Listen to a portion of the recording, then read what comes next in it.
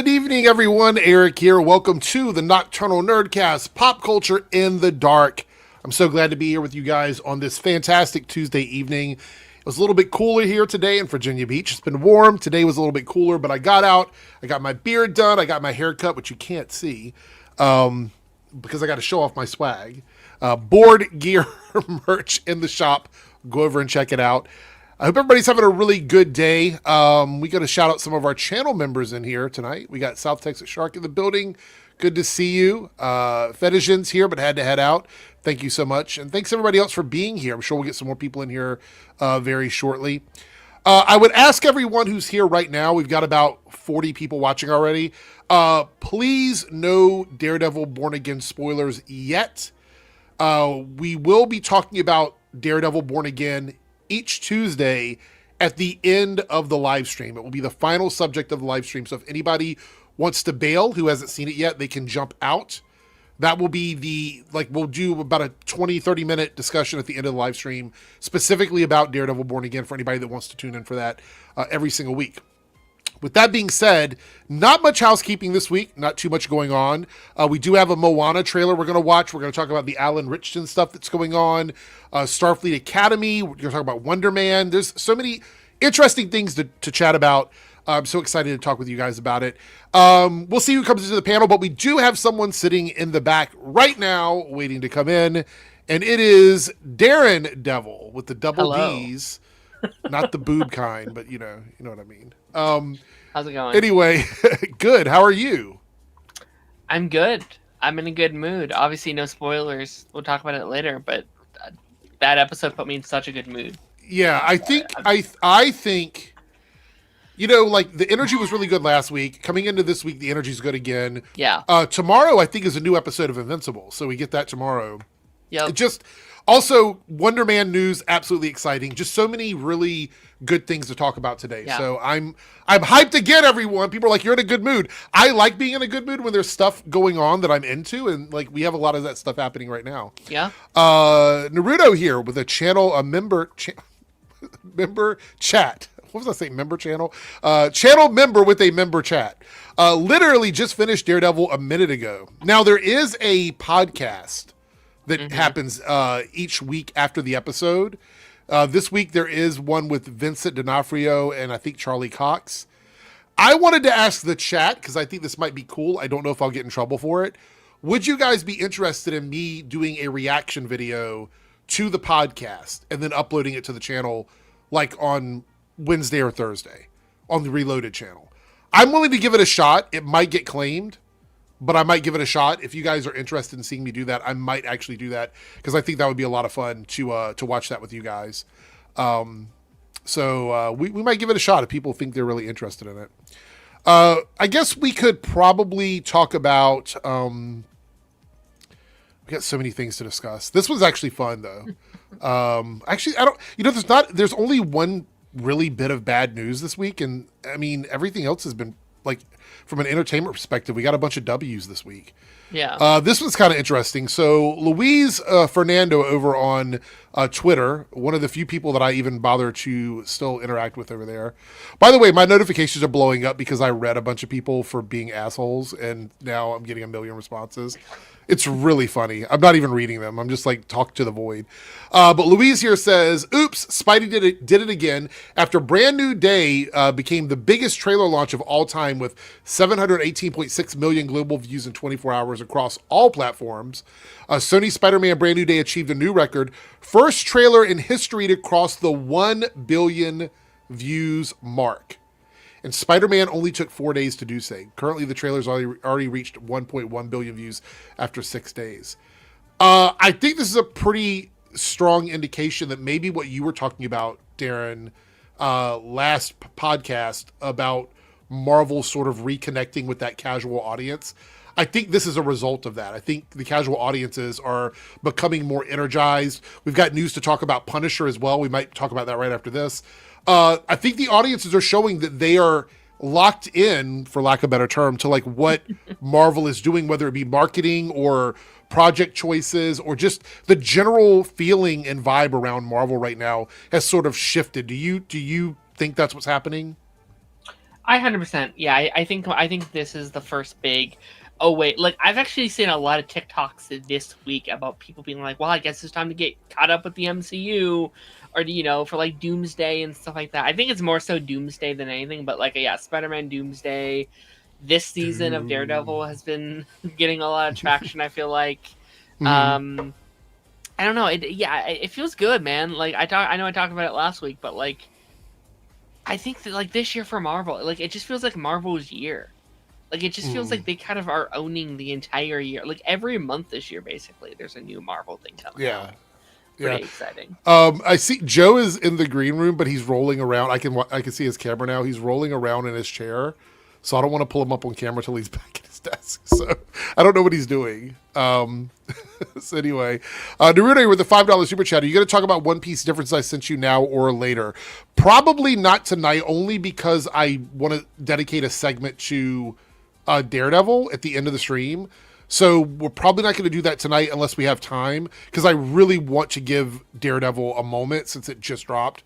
But I will do this, and I'm not sure. I think I might do it at the beginning of Thursday's stream when I first start up, like, as people are rolling in.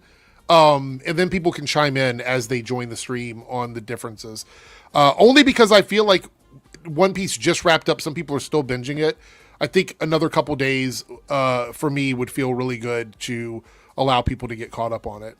All right, Joe is back at his desk now, so here he is. Hey. You were rolling around. I was like, I don't want to put him on camera until he gets back at his desk, so just waiting for you to get back over here. All right, let me read the rest of this. It says, just back in December, Disney unveiled that Avengers Doomsday teasers achieved 1 billion views globally across all platforms, but Disney had to wait a couple of weeks, combining the global views of all 4 teasers together for those weeks to finally reach that mark. Brand New Day achieved that mark with just 1 trailer in 4 days. Spider-Man by himself did that. If anything, I think this shows the power of Spider-Man in like contemporary time. Like that's the power of this character. Like Spider-Man is literally, we talked about this before, he's so much bigger than any other individual superhero that the gap between him and Batman, which is the next closest one in merchandising, is so wide it's not even worth talking about. Spider-Man is that much more popular than any other superhero individually. Yeah. And this is why Sony wants to hold on to him. Like, the reality is, the truth is that Sony doesn't need any other Marvel property. They could use just Spider-Man, just Spider-Man's characters, just Spider-Man's villains, and actually have a full-fledged universe. They just keep making mistakes with choices on what to do with that universe. And I think that's the big issue. Here's maybe yeah, go ahead. Oh, go ahead, Darren. No, go ahead. Here's maybe a stupid question, because I don't think it will, but just hypothetically, do you think there's a world Spider-Man could make more than Doomsday? Yes. Okay. Yeah, but the only way that would happen is if this movie is mind-blowingly good. Like, it's so good that people are seeing it like 3 times. They're going back to theaters like 3 times. You know what I mean? Doomsday, for me, barring any catastrophic failure of the film, is a $2 billion movie. Like, I feel like like most movies you go, oh, I hope it hits $1 billion. I think everybody really wants to see Doomsday hit $2 billion. And I would be even okay with it if it was just south of $2 billion. Like if it was like 1.8 or 1.9, I think that's still a win for them. I think anything less than 1.5 billion is probably what the investors would consider to be somewhat of a financial failure. Now, I'm not saying that doesn't mean it didn't make money. It just means they probably expected more money out of it. So it's not a flop. It's just based on what they are projecting for it. I think Spider-Man might be a little easier on audiences as well, right? Like Spider-Man, if you've seen the last 3 Spider-Man, you can watch this movie without having any prior knowledge of anything in the MCU. I don't even know if you need prior knowledge at all. I feel like this is a good jumping off point. It feels like it is. You can kind of go into this not knowing much. Doomsday, and using like lack of a better word, because I know we don't like the whole homework thing, but like for casual fans, it is homework, right? I actually think that applies for Doomsday because Doomsday has got so many moving parts in it. There's like you have to know Captain America and Loki and the old X-Men and all these various things. Or you have to at least have seen Infinity War and Endgame to understand it. Yeah. Now, Joe, you have been, at least in the times we've talked about it, you've been one of the people who feels like a lot of these movies, the concept of homework is overused. Like a lot of these movies, you can just go into and watch them, and you don't need a lot of homework. Is that do you feel that about these movies, the Spider-Man? Well, it depends what we're talking about. If we're talking about, do you need to see these things to understand it? Then yeah, very rarely do you need to see all the things to understand it. It's all very standalone. Yeah, it may bring in a character from another thing, but anything you need to know, they're going to tell you in that movie. If they're competent, right? Well, if they're doing their job, you know what I mean. If you like, you could view the Marvels the same as Superman. Yes, Miss Marvel has a backstory. If you watched the Miss Marvel, the TV show, you know Miss Marvel's backstory. But there's nothing in there that you need to know going into the Marvels, just like we didn't need to know anything about Dr. Midnight, Mr. Terrific going into Superman. The only difference there is we didn't get a backstory. But it's the same thing. It's very very similar in concept. Well, it's also better in my opinion, Joe, because we can't go back and get Mr. Terrific's backstory, but with a lot of these Marvel characters, you can choose to go and watch the show. Right. Like if you saw the Marvels and you go, hey, I want to know more about Ms. Marvel, there's a whole season you can watch to learn more about that character. Now, what I think the problem is it's not that you need to do homework. It's that there's a perception that you need to do homework. It doesn't matter. I kind of agree. If it doesn't matter if you need to see it or don't need to see it, if the people think they need to see it. Like if people are going to stay home because they're like, well, I didn't see that thing, so therefore I'm not going to understand it, then the problem isn't homework. The problem is your messaging. You've got to let the people know that they don't need to see everything. It'll just enrich the experience if they do. Right. I kind of agree with that, like, at least to a point. Like, I don't think it fits for everything, but yeah, like, I think it's like, you can enjoy the Marvels without watching anything. Will you enjoy it as much? No, certainly not. But like, there's so many people being like, well, I didn't watch Miss Marvel, so I'm not going to go see this movie because I'm going to be left behind, which I think is a fair feeling. Like, I completely understand feeling that way, but you are right. It is a lot of the perception of just like, well, I'm already behind, so I may as well stay behind. And we can compare it to the comics. Comics. As a kid, you may have read Amazing Spider-Man. Amazing Spider-Man may have been that book that you went into the comic book store and every month you're like, pull Amazing Spider-Man for me. And then one day, some obscure character, I'm trying to think of somebody weird, not somebody obvious like the Punisher. 1 week, I can't think of anyone. Yeah. But you're not going to be like at a standstill reading that book. If anything, you might go, oh, who's this guy? I want to find out more. And you may dig into the backstory, but you just, as I remember, I bought comics as a kid. I didn't buy every book on the shelf. I didn't either. Yeah. Right. Like I remember there was an issue of Justice League International, where they had a membership drive and they went to people like El Diablo and Starman. I didn't know who these guys were, but they went to them and like, you want to join the Justice League? Makes sense. You just showed up, but if you read them and you're like, well, this guy's interesting, and maybe you try to find out who that guy is. So, the next statement here on this tweet is really interesting from Louise. It says Sony has a real chance of having the potentially its highest grossing film at 2026 at global box office on their hands, as long as they don't drop the ball with marketing and delivery crowd pleaser like the previous 3 installments were. Whether or not we agree that they're good or bad, they all made good money and people have enjoyed them. My thing is, like you were saying, Darren, could this beat Doomsday? I think the potential is definitely there for it to beat Doomsday. If any movie this year in the superhero genre is going to beat Doomsday, it's going to be Spider-Man. There's nobody else is going to be close. Do we think they're going to include some sort of Doomsday end credit scene in this, or in the marketing or something like that? They're going to do something. Yeah. I think this has a chance of being much better than Doomsday.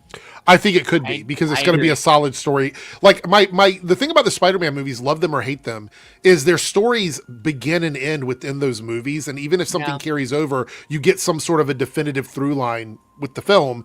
And Avengers movies can feel like a really good meal, but sometimes you don't enjoy every single bite of that meal. So I think the Spider-Man movies, you either love them or you don't like them at all. Most people seem to like them. Yeah.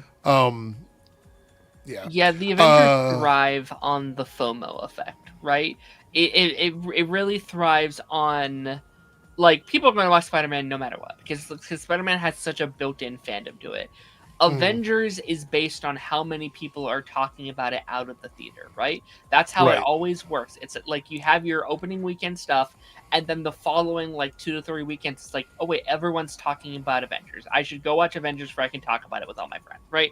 That's been the foundation for the last like 3 Avengers movies. So it's also going to come down, is Avengers good?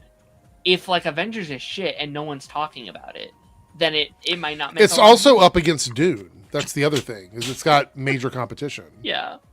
You know, this movie's coming out against nothing. There's nothing threatening Spider-Man. Well, I don't think there's anything in the orbit of Spider-Man that really threatens the success of Spider-Man.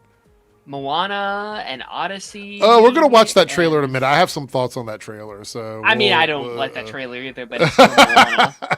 Look, people were talking about. We'll get to that in a second. It's like there's so many nitpicks about it. But the last thing about this is, I think Spider-Man is a much easier character for people to just go, I'm going to buy a ticket and I'm going to go sit and watch a Spider-Man movie in the same way they would do like Batman. Like I can go get a ticket to a Batman movie and I can just sit and watch Batman. Yeah.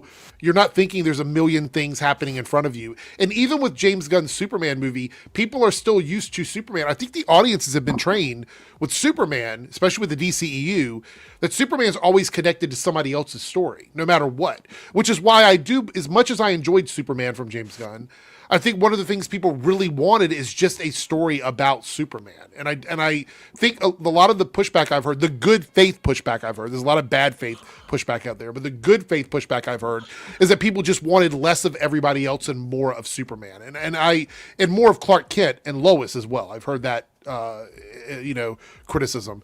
And I think that's fair for, to give it that criticism. I think with Spider-Man, the one thing people know is that when they go into a Spider-Man movie, it's going to be about Spider-Man. Even if we have 5 or 6 characters in it, it's still going to be about Spider-Man because that's what they've trained the audiences on.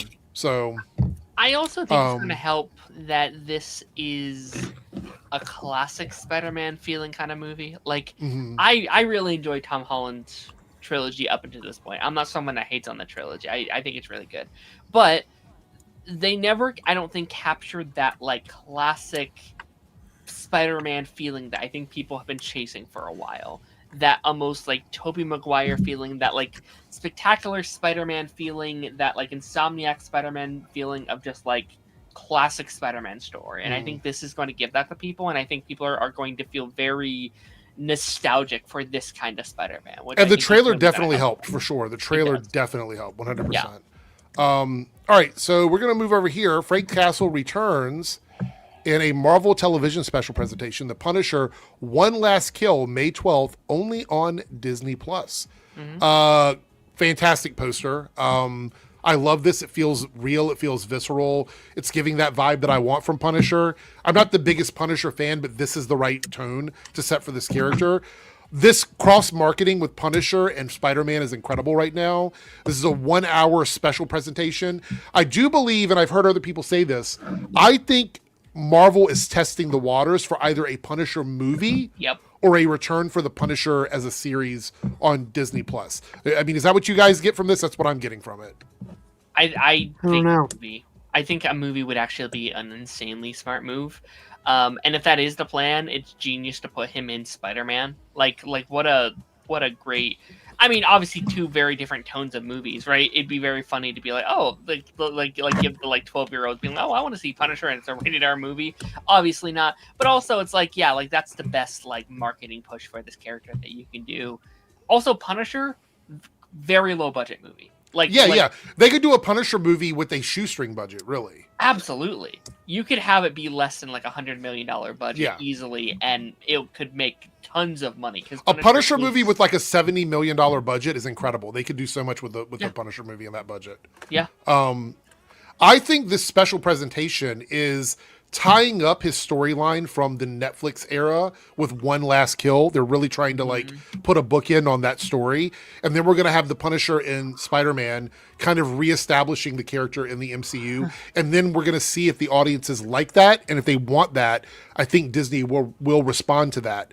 And do something with it, because he is an inexpensive character to produce and make a movie on. And Joe, you were going to say something? I don't remember. I think I was going to, but I was asking about whether or not you think this is a setup for a potential return of the. I don't know. I kind of doubt it. I kind of. Oh, you don't think so? Okay. Well, because we heard that this was John Bernthal's idea, so it's not like Disney was the ones that were like, we want to do something with the Punisher. Apparently, he pitched it, and they were like, sure.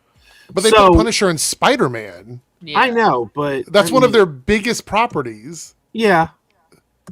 So why would they put Punisher and Spider-Man if they don't really have any plans to do anything with them? I don't know. Maybe it just fits the story there, but maybe. I think it just comes down to how well this does.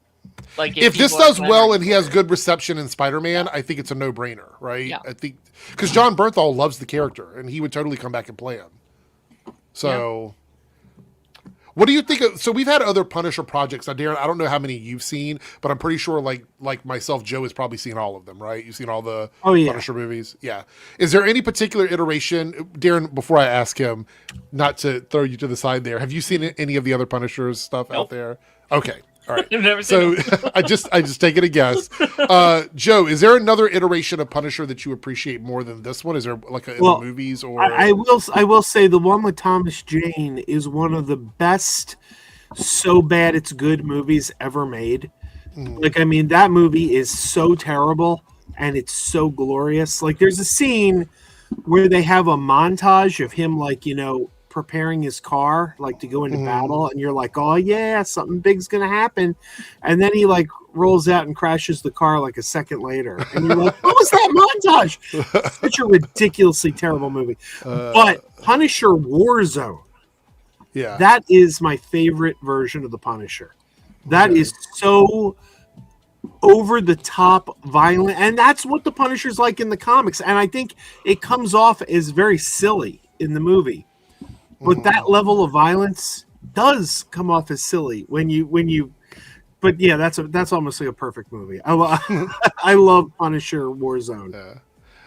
All right, so Darren sent this over. This is our Marvel Projects 2026. I feel like we're missing one, but I don't know which one it is. Isn't there a Werewolf by Night coming out this year? Not this year, no. It's next year. It's next year, right? Okay. So this is it. Spider-Man Brand New Day, Avengers Doomsday, Daredevil Born Again Season 2, The Wolverine Game, Punisher One Last Kill, The Fighting Game, Tokon Fighting Souls. Wonderman came out this year already, so we already have that. We got some Wonderman news we're going to talk about in just a moment. What are you going to say, Darren? They are missing one. They're missing Spider-Man Noir. That's it. Which isn't... It isn't MCU, but it's still Marvel, yeah. Vision Quest, The Maximum Collection... Maximum with the big X. 1943 Rise of Hydra. Is that still coming out? I don't know if that's actually going to come out or not this year. It's supposed to, but I don't think it's coming out. X-Men 97 Season 2, and one that I'm looking forward to, Your Friendly Neighborhood Spider-Man Season 2, and Spider-Noir, which is what you pointed out as well. Yeah. Jake has arrived in the building with his X-Men hat on. We met him and he arrived. Yep, it was fate. We summoned him. Is there anything in particular outside of what's already out that has already come out, which I guess would be Wonderman and now Daredevil, which I can't wait to talk about the first episode.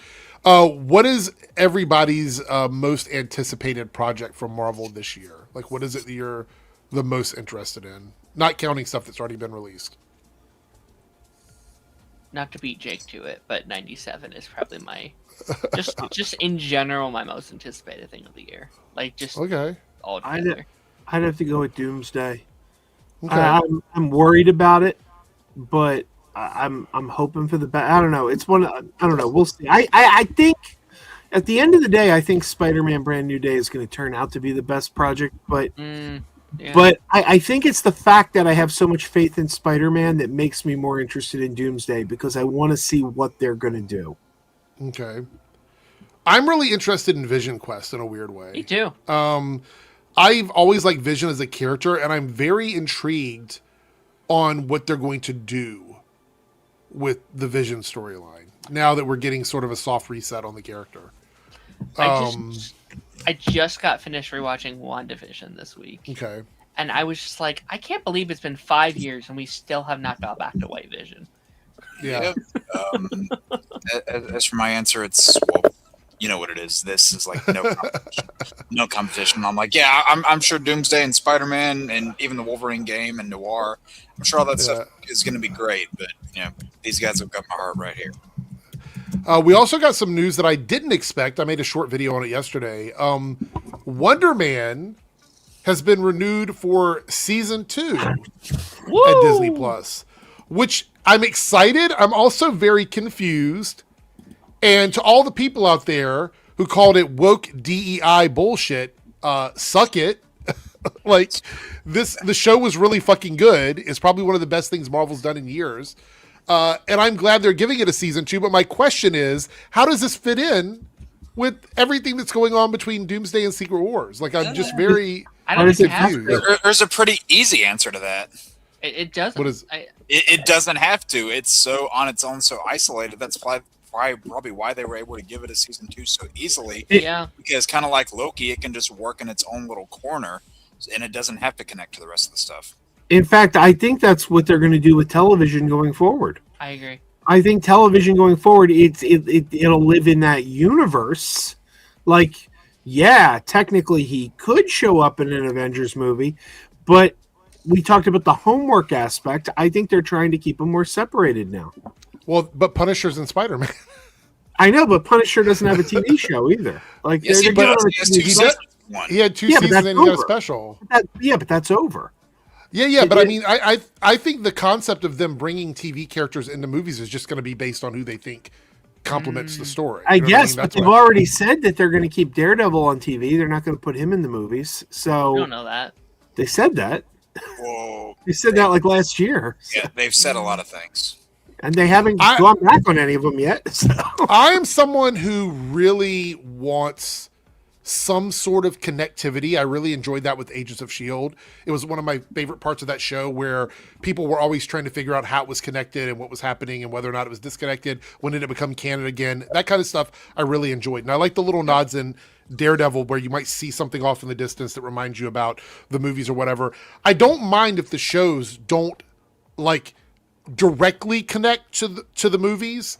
But for example, with the Snap, you can't have the Snap and then have a show come out and ignore the Snap. So I think when you've got an incursion event that is destroying worlds and creating new realities, it's really hard for a show to ignore all of that going on around it. Well, the first time when the shows tried to connect to the movies, early on in the Agents of S.H.I.E.L.D. days, whether it was through Dark World or through Winter Soldier, that's when the series was kind of at an all-time low ratings-wise. Well, yeah, well, it was also the first season. It was the second season when they did the Winter Soldier, wasn't it? Yeah, but I'm saying like they started that in the first season. Winter Soldier was first season of Agents of S.H.I.E.L.D. It was like 6 episodes into the series. Yeah, they kind of faded out from that like somewhere the middle or end of season 2, I think, where they stopped doing it. But the first season is the harder season to get through. Like I tell people all the time, I hate to say this, and same thing with Star Trek Next Generation and so many other shows. The first seasons are a little bit rocky, and then it just gets better after that. And I know that's annoying, but that's I'm the exact so many Star Trek shows. Yeah. I'm the exact opposite on S.H.I.E.L.D. I thought the first 3 seasons were great, and then it all went to shit. I don't disagree with you with like 2 and 3. Like I think 3 was peak Agents of S.H.I.E.L.D. Was the best in my opinion. But, basically, when they wrote out Mockingbird and the other guy, I think that's I get that. I totally understand. Yeah, I think season 1 was rough because the premise of the show. I know we're off on a tangent, chat. Sorry, this is what happens when you come to the Nerdcast. The premise of the show for me didn't seem very interesting when I first tuned into the show. And each week I found myself struggling to get through it because I wanted that fantastic element that we get from the movies, and we weren't getting that in the show. And I understand that's not what the show was. I'm not blaming them for doing something they didn't say they were going to do, or, you know, something along those lines. I think the show got incredibly more interesting once they started diving into niche corners of Marvel and bringing that onto screen. Like, the Ghost Rider we got in Agents of S.H.I.E.L.D. is literally the best Ghost Rider we've ever had in live action. It might even be the best one we've ever had in any Marvel project across the board, in my opinion. No disrespect to that when Nicolas Cage is fire. Nicolas Even Cage, that second... Go ahead, Jake. When they started doing the Secret Warrior stuff in season 3, that's when I was really getting into it personally. I have to say the second Ghost Rider movie is absolute camp. It's so fucking silly and stupid. That was bad. Oh my god. Yeah. So I mean, when Agents of S.H.I.E.L.D., they had me hooked on Ghost Rider when they said that the containment bay was made to hold the Hulk, and Ghost Rider was literally broke out of it, and I'm like, okay, so they're following lore, because in lore, when Ghost Rider is set on doing something, he will not stop until he does it. That's how he functions. Okay. And when they did that, I was like, they're diving into lore, and I respected the fuck out of them for doing that. So with Wonderman, as much as I love the show and I don't want it to focus on everything that's going on in the movies, I am curious how the show is going to avoid actual incursions and Doctor Doom being the ruler of the world. I mean, like, that just doesn't seem to be like that's going to make a lot of sense. Give me a Ghost Rider game in the style of Bloodborne. I would be here for it all day. I think there's two ways around this. One, just say it's set before Secret Wars and Doomsday. Like, I don't think that'd be a huge issue. Oh. And two, we also don't know when this is coming out, right? Yeah. Like, it could be 2028. We don't know. Yeah, like it could be set after the reboot. I think there's if it comes out after the reboot, I'd have no problems. I'd be like, okay, fair enough. And it wouldn't be like a Peacemaker situation because it's still the same universe. I wouldn't even care. Like, my only issue is stuff that comes out between Doomsday and Secret Wars. If it's in timeline, like if it's chronologically aligned with those movies, then there's an issue for me if they don't address that. Well, we don't know anything unless I'm wrong that is confirmed to come out in between those two movies officially, right? Not officially. I mean, there's stuff we can, speculate all the live long day that is, but we haven't had anything. I don't think we're going to find out about any of those movies until after Doomsday. Well, because I think they're spoilery. Well, we got those 3 release dates that Marvel said, hey, those things coming out on these 3 dates. Yeah. Those are all after Secret Wars, though. I think, yeah. All after? Yeah. Yeah. I'm still convinced that between the 2 Avengers movies, I'm still convinced that third Strange is in there. I think we get some kind of announcement at Comic-Con this year. Yes, and I think the reason why they're holding close to it is because it's super spoilery. So if they announce what it is without an official title, like the third Doctor Strange movie is coming out, but they say they have no title or they have a working title for it. Once Doomsday is over, the title changes, and then we find out what the real title of the movie is what I mean. I wouldn't be surprised if it was like a whole, Spider-Man No Way Home situation where like one of the post-credit scenes is literally a trailer for an upcoming movie. Yeah, that's fair enough. Yeah. All right, so before we move on any further, I want to talk a little bit about the cancellation of Starfleet Academy. And I know I wasn't going to talk about it this early unless Joe is here, because I know Joe wanted to talk about this a little bit as well, I think. I'll be back. Okay. But we found out. I'm out. I'm kidding. Well, he doesn't. I don't think he watches the show. So I don't watch. Yeah. You're not watching it either, Jake, right? Not Academy, no. Okay, all right. So we found out on, I think it was either late Sunday or early Monday. I know I saw it when I woke up on Monday, so I'm not sure when the news dropped, that season 2 is going to be the final season of Starfleet Academy because they've already filmed it. So they filmed seasons 1 and 2 back to back. Side note from this, I wished every show that got greenlit would get 2 seasons if they're only going to get 10 episodes, because I hate that stuff gets canceled with only 10 episodes and there's no actual ending. So I hope that they at least thought about that when they did the 2 seasons and gave us some sort of like soft ending to the show in the end of season 2 because of that reason. But I want to point out, this is particularly weird because this year was the anniversary of Star Trek. It was the 60th anniversary, right? Yeah, we botched the 50th too. The 50th Yeah. anniversary of Star Trek, Paramount botched. There was nothing significant the 50th anniversary, and now they're celebrating the 60th by canceling everything. By canceling the show that they had the special intro made for. There was an intro for the 60th anniversary attached to the show. So that's kind of weird. Good job. I've said before, I'm not going to try and twist anybody's arm on whether or not they should like the show or dislike the show. I don't care if somebody likes it or if they don't like it. Ultimately, that does not matter to me. I enjoyed the show. Did I have issues with it? Absolutely. I think there were things that were wrong with it, but I don't judge something on pedantic issues.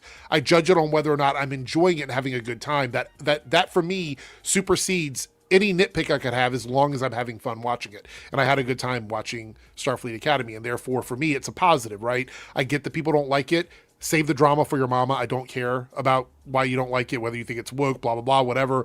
The reason why the show is going away, the writing was on the wall, and Joe, I know you'll probably mention this as well if you want to, but the writing was on the wall because they filmed the second season, and they did not even allow the second season to air before they decided they were not moving forward with the third season, meaning that they had already made their minds up to cancel the show, and they didn't announce it till after the first season was done because they didn't want people to not watch the first season.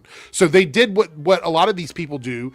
They saved it until after the season aired, and then they're like, oh, we're canceling it now, because there's no reason not to lie, because Alex Kurtzman, the person in charge of all of this TV stuff for Star Trek, his contract is up at the end of the year. They're probably not going to renew his contract, and therefore they had no intention of doing any more seasons of any of the modern Trek stuff at all. Like Strange New Worlds is ending with season 5. This is ending with season 2, and then there's nothing else. So the writing was on the wall. This show could have been the best Star Trek show of all time. They didn't give a fuck. It was done. It was over. Before season 1 ever aired, Degrassi Knowles, who's often in the chat, I don't know if he's on the chat on this channel often, but a lot of the channels, I've been on panels with him too. I don't know exactly what Degrassi does, but he works in the industry. And he told me before season 1 ever aired, months before season 1 ever aired, this show's already dead. Paramount has already written this show off. They are not, because the Ellisons hate it. The Ellisons don't like the what this show stands for, because this is what he told me. He said because they are so conservative and so MAGA, the diversity, the gay characters, all that stuff, they hate it. And they've already decided this show is dead. Now, I hoped he was wrong, because he has a pretty good track record. He tells me things a lot, and he's very often right. But he's not always right. And I hoped he was wrong here. But as soon as we got the word, because, you know, a lot of the chuds are going to tell you this show failed. It didn't make the Nielsen top 10. As you pointed out, that's not a metric they use. No. Discovery didn't make the top 10 until season 5. Season 5, Discovery finally hit the... Because there was 5 seasons for people to watch. That's the thing. It counts watch time. Minutes watched. So shows with more seasons have a bigger chance of getting on Nielsen. Right. So the Nielsen top 10 is not the criteria here. It was in Paramount's top 10 every single week. It was on the Amazon top 10 every single week. So people were watching. It was doing well with viewers. That's not the issue. This show was dead on arrival because the Ellisons marked it as dead. So I want to push back on that a little bit. And the reason why is because they have also lost shows that are literally against woke. Like the shows that people back up, like the Taylor Sheridan shows, the Landman, Tulsa Kings, all those shows. They lost him as well because they don't have money.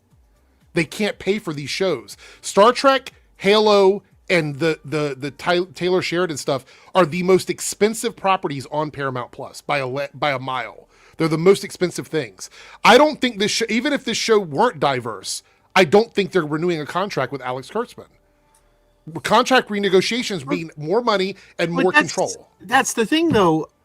All indications are that Kurtzman is re-signing, but I've noticed not for Star Trek. Yeah, I've noticed they've been very, very selective in how they say it. They've been saying overall CBS deal. Yes. He's going to be making other stuff. They are not interested in TV Star Trek at all. I don't think it has to do with woke or non-woke. I'm not saying Degrassi's a liar or that they're wrong or whatever. I'm not saying that at all. I'm saying that I believe there were other factors at play. Maybe there were people inside the studio that felt that way about it. But if this show were a surefire hit and it was the best thing on their platform and they still let it go because of wokeness, that makes no sense financially, and I don't think anybody in the inside of the board of directors would have let them do that. I don't think they would have been like, you can get rid of it because it's our most successful show. That doesn't make any sense. That's true, but if you look at what they did to CBS News is failing. It is failing. They don't seem to care. But let's go back to what I was saying. Taylor Sheridan is leaving to go to NBC. Right. Star Trek is going off their TV programming. Both of those particular shows, like the Sheridan universe and Star Trek, make up probably about 40 to 50% of viewership that go to Paramount Plus. I've got the numbers for that. The polls are already out. I've already looked at them. I know these numbers. And surprisingly, the vast majority of people that were watching Star Trek on Paramount Plus were Gen Z and millennials. They're the ones that were the most interested in Star Trek when this whole Skydance deal happened and came over there. So they are literally hurting themselves. So even if it is wokeness, financially, this is a bad decision for Paramount Plus. It doesn't make sense. Right. I don't know what they think is going to bring people to Paramount Plus. Like, if you're not going to have any shows on there, why is anyone going to subscribe to your service? That's what I'm saying. What is their flagship show now? Oh, by the way, Jaybird writes that they canceled The Late Show too. Yeah. One funny thing I read, someone on Threads wrote, because Stephen Colbert is in the cast of Starfleet Academy as the digital dean of students. Somebody said that they just wanted to cancel Stephen Colbert a second time. Yeah, maybe. I think it was a joke, but no, I get it. I think the issue here is that whether you love this show or don't love it, this show going away and Taylor Sheridan going away tells me that it's not about wokeness. There's something else going on with Paramount Plus on the business end that we are not privy to. We don't know what that is. But it doesn't seem to me like it's specifically about diverse shows. It seems to me like there's a business issue on the inside. Keep in mind, they're $14 billion in debt right now before they even buy Warner Brothers Discovery. They cannot afford to make expensive shows. They do not have the money to do it. This is why they canceled movies. They canceled the Ferris Bueller Day Off spinoff that was supposed to happen. That got canceled? It got canceled. Eloise got pulled. Winter Games got pulled. They've been pulling movies. Even though they say, we're going to make 15, 30 movies a year, whatever it is, they're pulling movies. They took the Avatar cartoon animated movie out of the schedule to put on streaming. There's something absolutely bonkers about the business decisions going on over at Paramount Plus. I don't think wokeness and diversity or a captain with no shoes on is the biggest fucking problem in there. They've got a lot of problems right now. This show, I think, is the least of their concern. They should be worried about the fact that 25% of the people that subscribe to their service do so for Star Trek. That's what they should be worried about. This one show it means nothing when you're losing 25% of your audience for your streaming service. When you're $14 billion in debt. It begs the question, what is their plan? Like what do they think they're going to do? What do they think they're going to put on the air? I think we're going to get like reality TV shows. Like, did you keep up with the CW at all, Joe? I mean, I watched all the Arrowverse shows. I watched Supernatural. So when the CW went out of, like, when they lost CBS and they lost Warner Brothers, they had to start trying to find a way to make money. They started getting rid of all of their shows that were expensive, anything they had to pay for. They started getting sports events, live things, wrestling, golfing, NASCAR, anything they could get their hands on that is low production cost but high revenue value.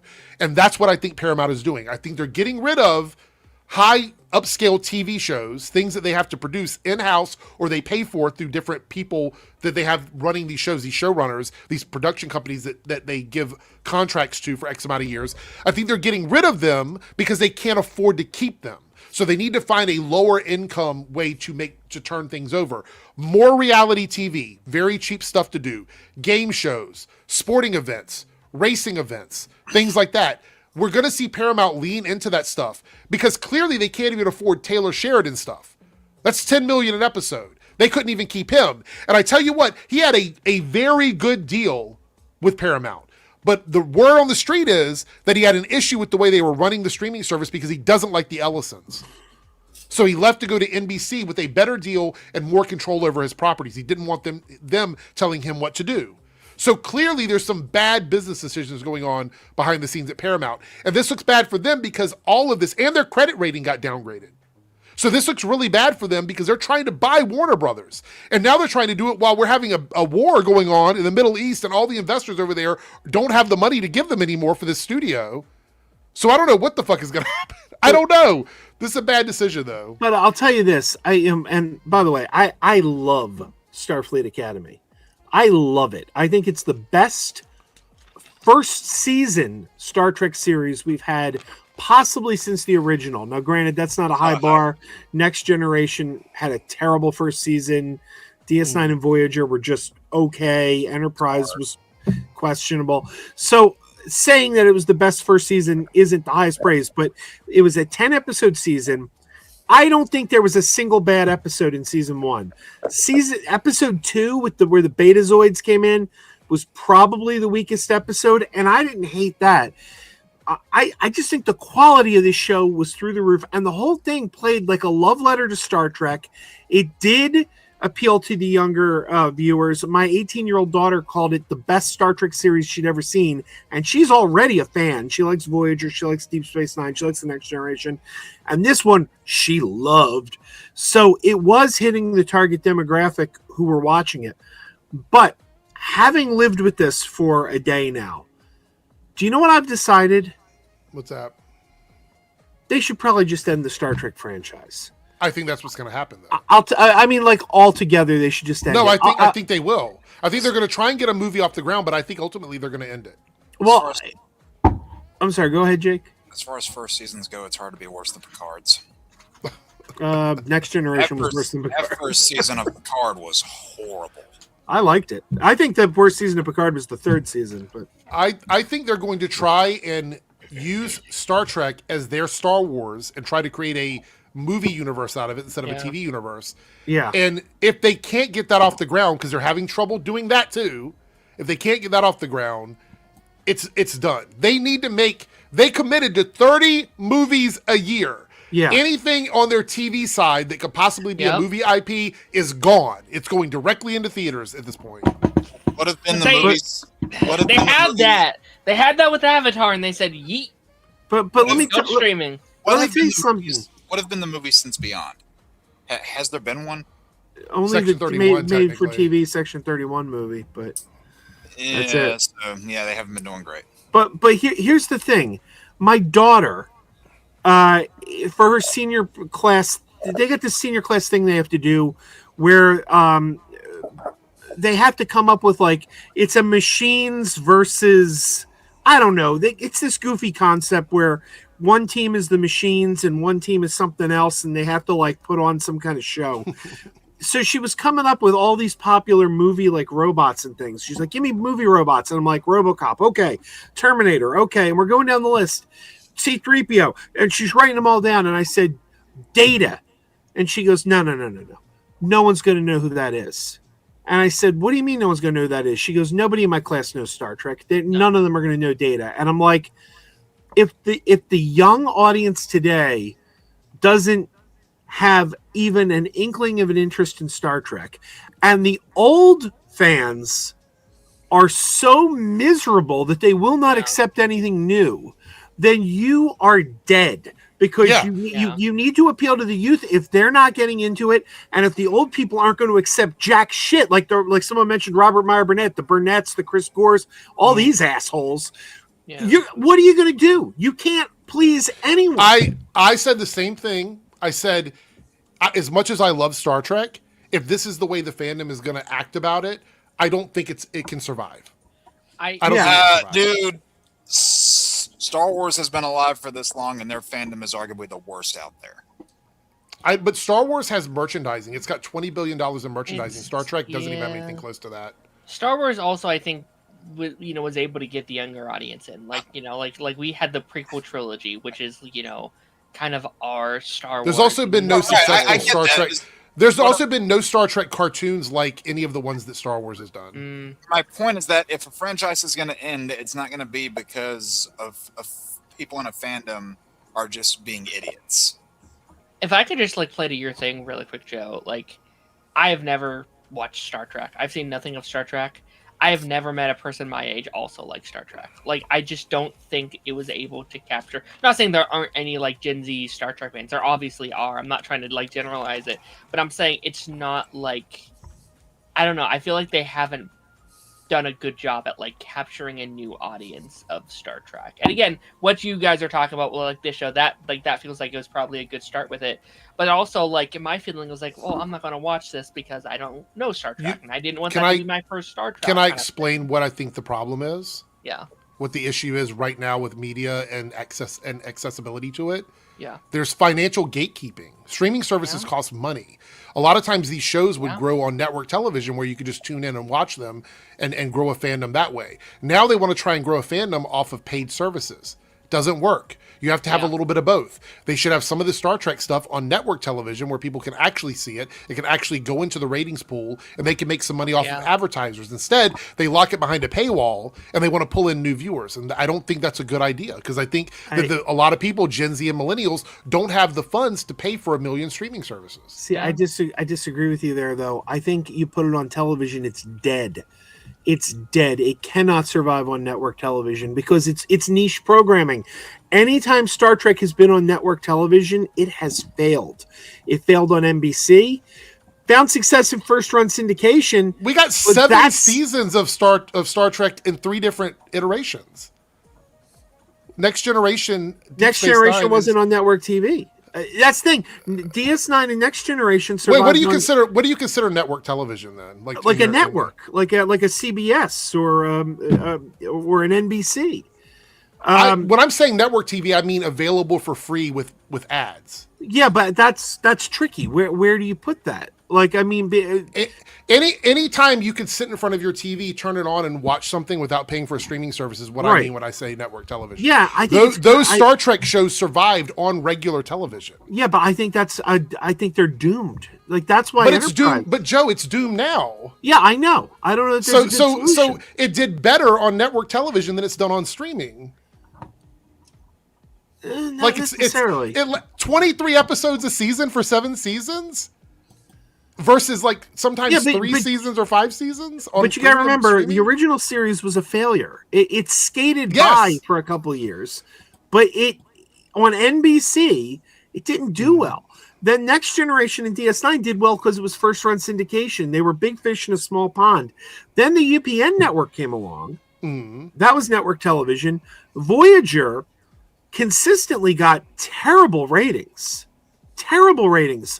But again, big fish in a small pond. It was terrible ratings, but it was the highest rated show on UPN. It wasn't. That's the same thing with the CW. CW shows always did consistently less than their counterparts on ABC, NBC, and CBS.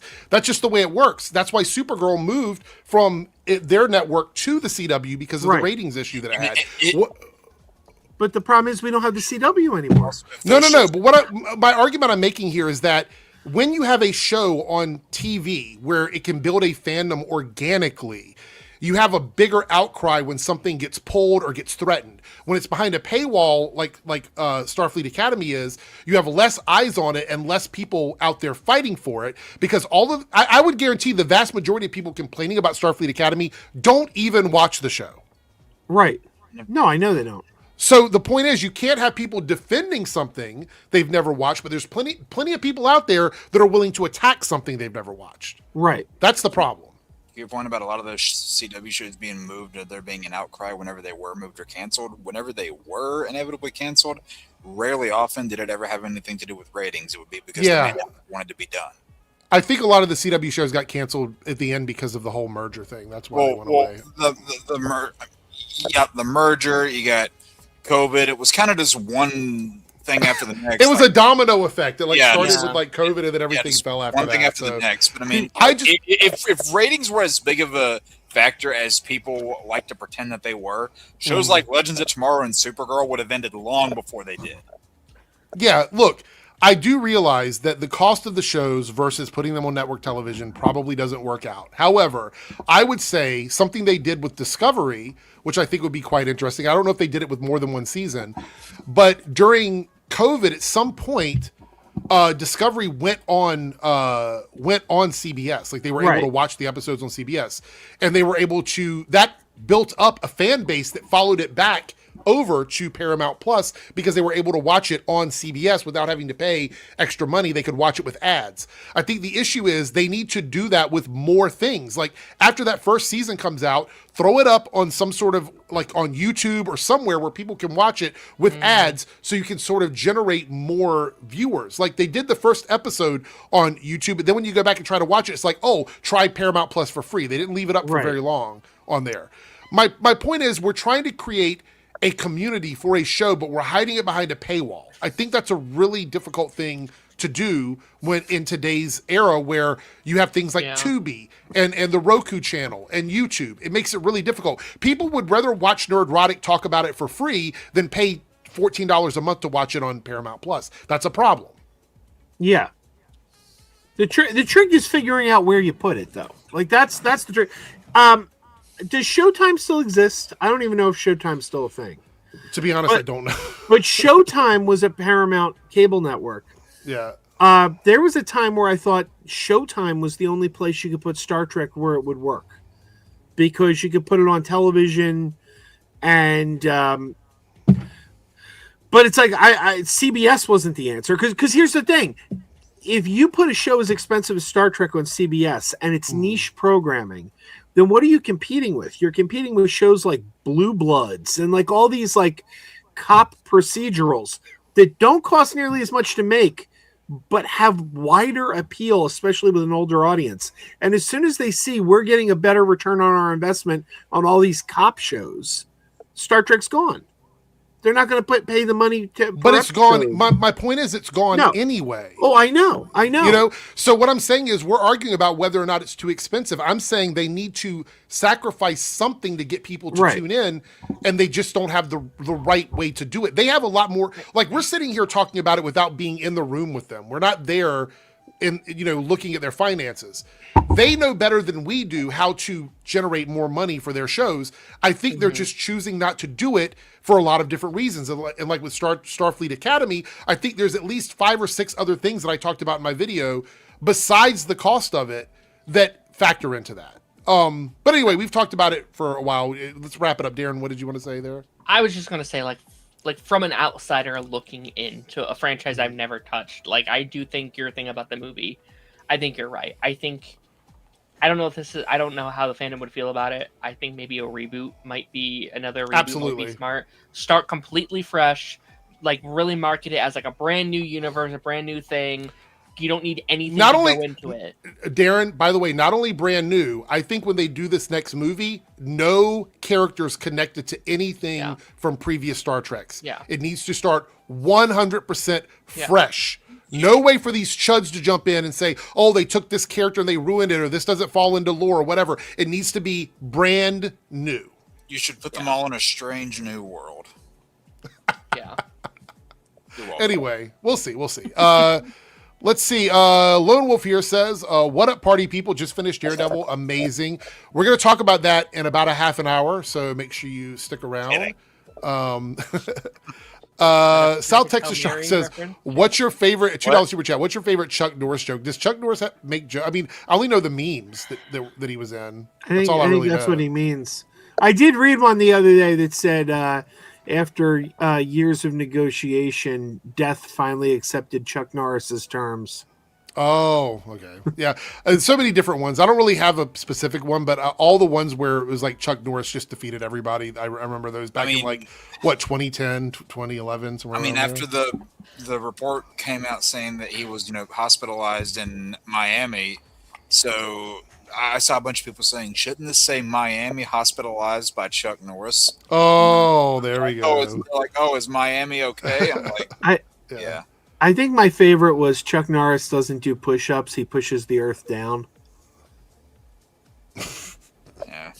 I was like, wow. So many dad jokes. One I saw that made me laugh was Chuck Norris once closed his eyes and opened them. Now we call it a day-night cycle. Oh my God. Lone Wolf here with the $2 super chat says sometimes word of mouth plays a factor too. It does play a factor, and that's what I was saying when I was talking about. I don't want to get back into it too much, but when I was saying that people would rather watch Nerdrotic talk about it versus going and paying for Paramount Plus, I think the issue is you need to get people to want to watch the show without getting influenced by a bunch of negativity, and that's really difficult in 2026 when it comes to anything. Almost every show you want to watch is going to have some idiot on the internet telling you that it's woke slop. And I'm just like, I'm so over it. And I can't believe people still listen to that, like, and take that criticism real. Like they consider that to be a valid criticism. I just, in 2026, are we still thinking that everything is woke? Like, it's crazy. It's crazy to me. People are using the word, they don't even know what it means. Yeah, I know what they mean when they say it, but I know, like, you know what they try to mean, but they don't even know what they mean. No, I think a lot of people do just kind of repeat what everybody else says. They're not talking about anything. Jed says I have Showtime with Paramount Plus, so I guess it is still a thing. Joe. Extra Year says, how many Daredevil episodes do I need to watch if I'm just here for Jessica Jones? We don't know yet because we've only got the one episode. They didn't drop them all at once, so yeah, we just have the one. Sorry, it would have been shitty if they did. Do you know what I want to happen now? What's that? And I'm not a fan. I've criticized this show from one end of the earth to the other, but I'm going to say, as much as I have issues with the show, I think that Seth MacFarlane needs to come up with a franchise name for the Orville. Like because the Orville's the name of the ship. He needs to come up with a name for the franchise and start building spin-offs of the Orville, and that'll be our new Star Trek. But we need better writing, because the first 3 seasons, all they did was dumpster dive and recycle old Star Trek scripts. Well, that's funny you say that, because I know more people that have watched Orville than I know that watch Star Trek. If they haven't watched Star Trek, then they wouldn't notice that Star Trek, the Orville was using reused scripts. Yeah, I was gonna say the Orville's got a lot of stuff from older Star Trek episodes, but I will also say the Orville is in the same boat as Star Trek. I just looked it up. $10 million an episode for the Orville. It was expensive to make. Same thing with Ted. Ted is super expensive to make per episode. So the problem is that you're making this programming, you're putting it behind a paywall, and you're not giving people enough content to come in and watch everything. I actually think Paramount suffers from lack of content. There's not a lot on Paramount. Like, you pay for Netflix because Netflix has a million things you can watch. Paramount just doesn't have that anymore, and they're going to start dumping stuff. We're going to see the HBO Max effect, like David Zaslav did with Paramount soon. But let's go ahead and talk about this. I thought this was really interesting. Reacher, everybody's favorite Batman. Alan Ritchson acted in self-defense. No criminals charges pursued after altercation with neighbor. Did you guys see this? Not just the neighbor. What? Not just you know neighbor. what? This is very Batman coded of him to do. Like, this is something Batman would do. We're going to watch a video clip here in a second, but you said not just the neighbor. What were you talking about, Jake? There was a mega supporter. Oh, yeah. Yeah, we're going to watch the video of what happened. The guy, so apparently what happened was this neighbor who doesn't like him was tired of him riding his motorcycle in the neighborhood. And so he planned to stop Alan to confront him about it, and did it in the most dangerous way possible. And he had someone inside of his house film the altercation after things got physical, not showing what happened before that. So we're going to look at a clip here where it shows the whole thing together, so you can see what happened. Let's see here. I'm going to share the screen. Here's the clip. Now, the one on the left side is the clip that the neighbor shared first on social media, where everybody was claiming that he was a bully and he's beating this guy up. The one on the right side is the body cam that Alan Ritchson was wearing, because just like Batman, he's always fucking prepared. He had a body cam on because apparently he's been having issues with this neighbor before, and he felt like something might happen, so he wanted to protect himself. Watch what this guy does, what this neighbor does, and then claims that he's the victim after all of this. Watch this.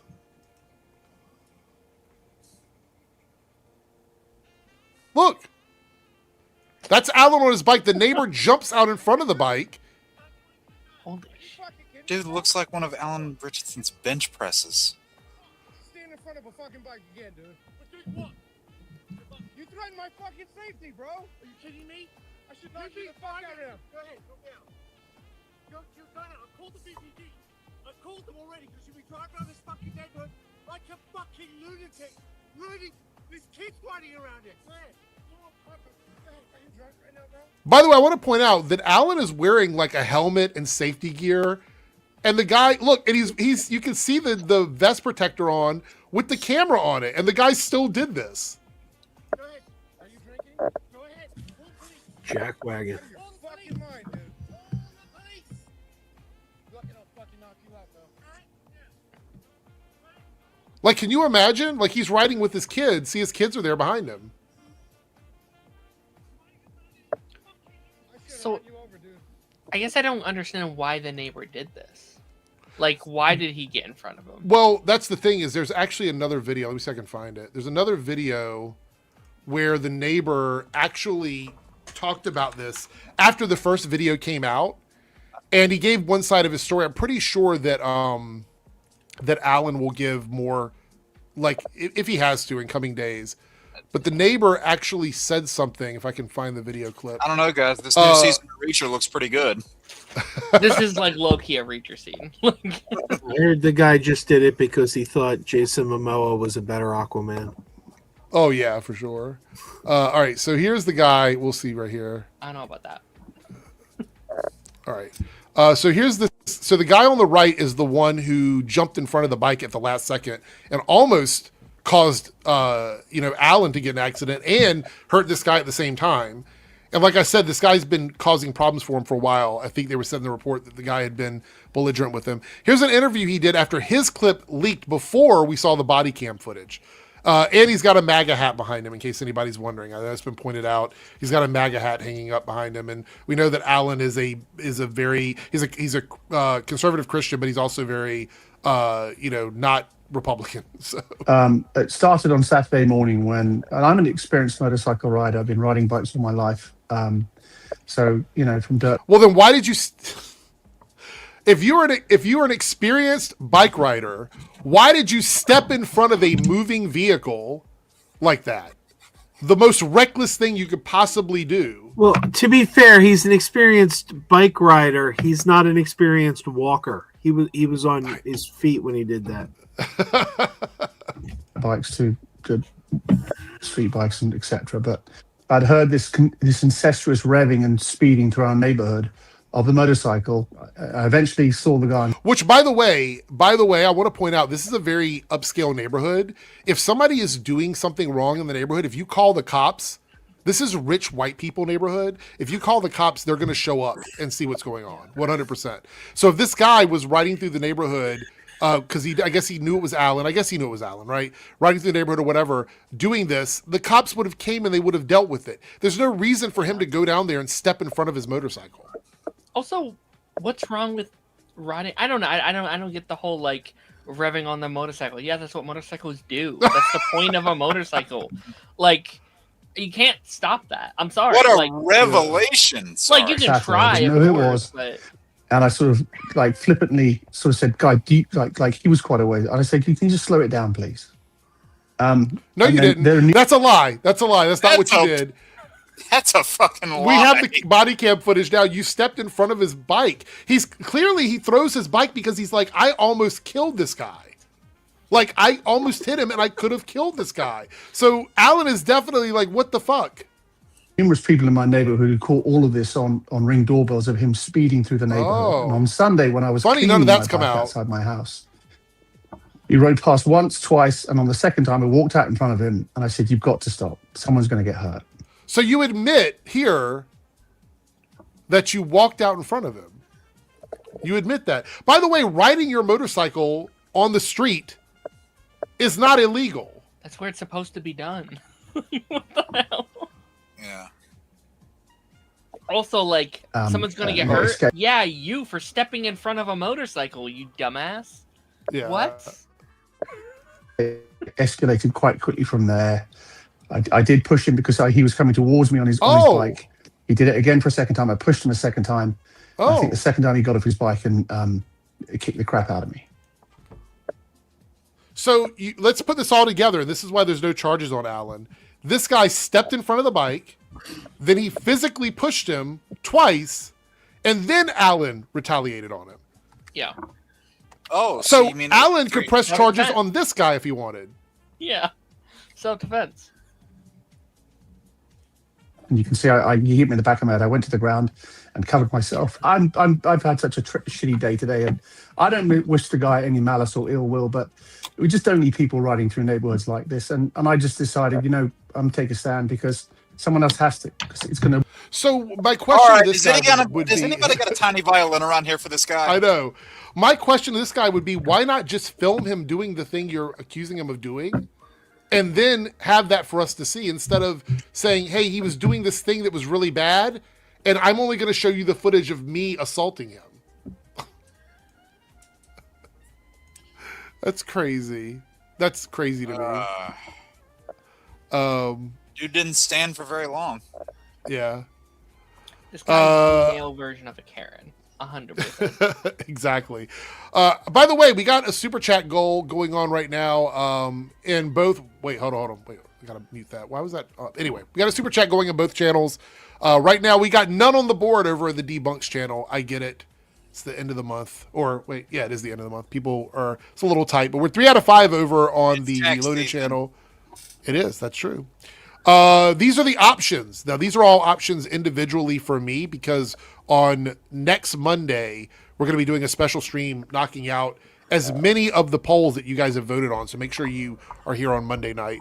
So these are the options for the poll now. If we hit the goal today, only 2 more super chats. Long form Daredevil rant and reviews. A lot of people said they don't want the 3-minute ones. They want actual rant and reviews. The episode just came out. I could record a review this week, but I need you guys to let me know if that's what you want me to do. So if you vote yes on that, long form rant reviews will return. The other one is more daily videos on breaking news. You guys seem to really love those. I've done a few of them over the last couple of days. Another Top Fans giveaway. We did one back in December. If people want to do that, we can do another one of those. Or Daredevil car reviews, which people love those car reviews where I sit in my car and I just talk about stuff without a lot of editing. That's old school. It goes all the way back to the Flash car reviews at the end of the season. Is it a giveaway for only fans? Well, it's the Top Fans thing you get in the chat. It's the points you get. Never mind. I know what you were saying. I was trying not to be. Yeah. But nothing, Jake. You get nothing. I put a space in between sir. the 2 words. Oh, don't quote Gene Wilder to me, Darren. I don't know which channel this is in, but we got 58 viewers and 16 likes. Get the fucking likes up, people. Like, what is going on? What is happening? Guys, YouTube is killing this channel. Totally, 100%. All right, we did get a super chat here from Dr. Midnight, who's always in here. Great supporter. Thank you so much, Dr. Midnight. My favorite JSA member. Yeah, great JSA member. Bob of the Old Ways is right. Alan Ritchson is not a conservative JSA Christian. member, Check his comment. No, we know your favorite JSA member is, by the way. Thank you. I missed his comment. We were talking. Let me scroll up or whatever. What's up, Phil? Good to see you in the chat. What's up, Phil? Hey, Phil. So Alan is not a conservative Christian. Actually, he's an MLK Liberation Theology Christian. I've never even heard of that. Not a Jerry Falwell Christian. I've never heard of that particular sect of Christianity, I guess you could call it. I'll have to look that up. That's interesting. I've honestly never heard that. All right, so now we are going to watch. This is our next big topic before we start talking about Daredevil. We're going to watch the trailer for Moana live action. And I have to tell you, I have many thoughts about it. I'm going to try and be nice as I can. I don't have a lot of nice things to say about this. Yeah, I know. Before we watch this trailer, has everybody here seen the actual Moana, the animated Moana? Yes. Yep. Okay. Is anybody here excited about this live action Moana movie? Nope. All right. Well, we're going to watch the trailer. Then we got a couple other things to talk about here. But yeah. This is the live action Moana trailer. Let's get into it. I know a girl from an island. Topical. Stands apart from the crowd. I do really like the casting though. Yeah. Look, that's Moana. Like they showed it there. People. She makes her whole family proud. The dad from Shazam. Moana, listen. Oh Do yeah. you know who And Walking Dead and stuff too. The stories are true. The story has just begun. Beyond our reef, an evil darkness has found us. Moana, the ocean chose you. Find Maui. Restore the heart of Te Fiti and save us all. There he is. Maui, demigod of the wind and sea. Hero of men. Huh? So it goes like this. Maui, shapeshifter, Oh, demigod of the wind and sea, the wig. hero of men. Women. Women too. Men and women. Thank you. You're welcome. Light of the night and the sea, she calls me. I need your help. I'm not going on a mission with some mortal. My island, my people, won't survive if we don't make it. The ocean chose me for a reason. And it chose you too. Listen, princess, if you're gonna do this, you gotta go through a whole ocean of bad. I'm not a princess. I'm the daughter of the chief. Leader of my people. I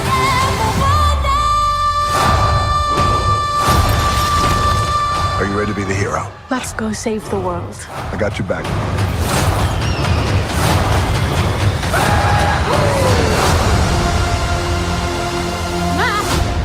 What? Is there something in my teeth? Oh, okay. All right. Two things before I give any criticism. Number one, I'm obviously not the target demographic for this movie. Number two, it's still going to make $1 billion. So just know that right away. Before it's like, I think there's a high probability it's going to make $1 billion. It's the quickest animation to live action turnaround for a movie ever. Yeah. This hair on The Rock is not okay. It's so funny. I saw so many young people being like, "Wait, The Rock has hair?" I'm like, "You did not see his early WWE days." Where are the nipples at? I just noticed there's no nipples on I've the, been loving on those that memes too. bodysuit. Yeah. Wait, people complaining about the nipples? It's just they're oddly absent from the bodysuit he's wearing. Man, first people complain about nipples with Batman. Now they complain about no nipples with The Rock. Everybody loves talking about nipples. I know this is really weird to say this, but The Rock's head looks like it's on the wrong body. Yeah. Well, I mean, because it is. No, I know, but I mean, like, it's weird that it does because he does normally have a physique like this, but this looks really fake to me. It's a bodysuit. Yeah. Yeah. I don't know. I'm not seeing it. There's like photos of him like putting it the on face is giving like 60-year-old man and the body is giving 30-year-old guy. It's like a weird disconnect for me. No, Phil brought it up in the chat. This is gonna get, I feel, steamrolled by the Odyssey. I mean, maybe. I don't think it's the same audience though. I mean, I'll pay to see this. I won't pay to see the Odyssey. Oh wow. I mean, I don't have time to unpack that. I'm not. Sorry. I don't know. Phil might be right. Maybe it will. Maybe it will. I don't know. I think there's a possibility this movie, based on Moana 2, that this movie can make $1 billion. I think there's a possibility. Oh, I think this is a easy $1 billion. Yeah. I don't want it to be, but it will be. I don't know. Like, I'm kind of going into this with the same energy I went into, like, How to Train Your Dragon. I figured you were going to bring that up, yeah. Where I'm just like, it's, like, practically the same exact, trailer we got 10 years ago. Like, I don't see a single shot of originality anywhere in this movie. This is the most, like, corporately dead, lazy movie I have ever seen in my life. More than How to Train Your Dragon? How to Train Your Dragon did a couple of new things. Looking at these two together tells me that there's an issue here. I don't know what it is. You said it was virtually the Something's not same connecting for movie. me. It is. How to Train Your Dragon was great, though. I saw that 3 times this It summer. is like, to be fair, it is a very good movie. Like, I would say if you are someone who I think if you hadn't seen the animated one, it's probably amazing for you to see for the first time. It's And I actually think a lot of better people- than the animated version. Oh, what? I wouldn't go that far, but I mean, it's not animated. Like, right. Animation's fine, but I mean, seeing it in live action is more vivid and, Well, the vivid is gone. Look at these two together right here. You can clearly tell there's some sort of like color issue with the saturation that's going on. Let's watch this. This I saw this today and I'm like, holy shit. Here we go. Maui, shapeshifter, demigod of the wind and sea, hero of men. Women. Women too, men and women. Thank you. You're welcome. It's a fact they probably didn't even change the script for this movie. Like, Oh, I yeah. would almost guarantee they literally just imprinted the script into. Look at these shots, Darren. They probably just dug it out of the bin and said, "Hey, what if we did this again?" I think it looks like visually good, but there's some shots. What is this music?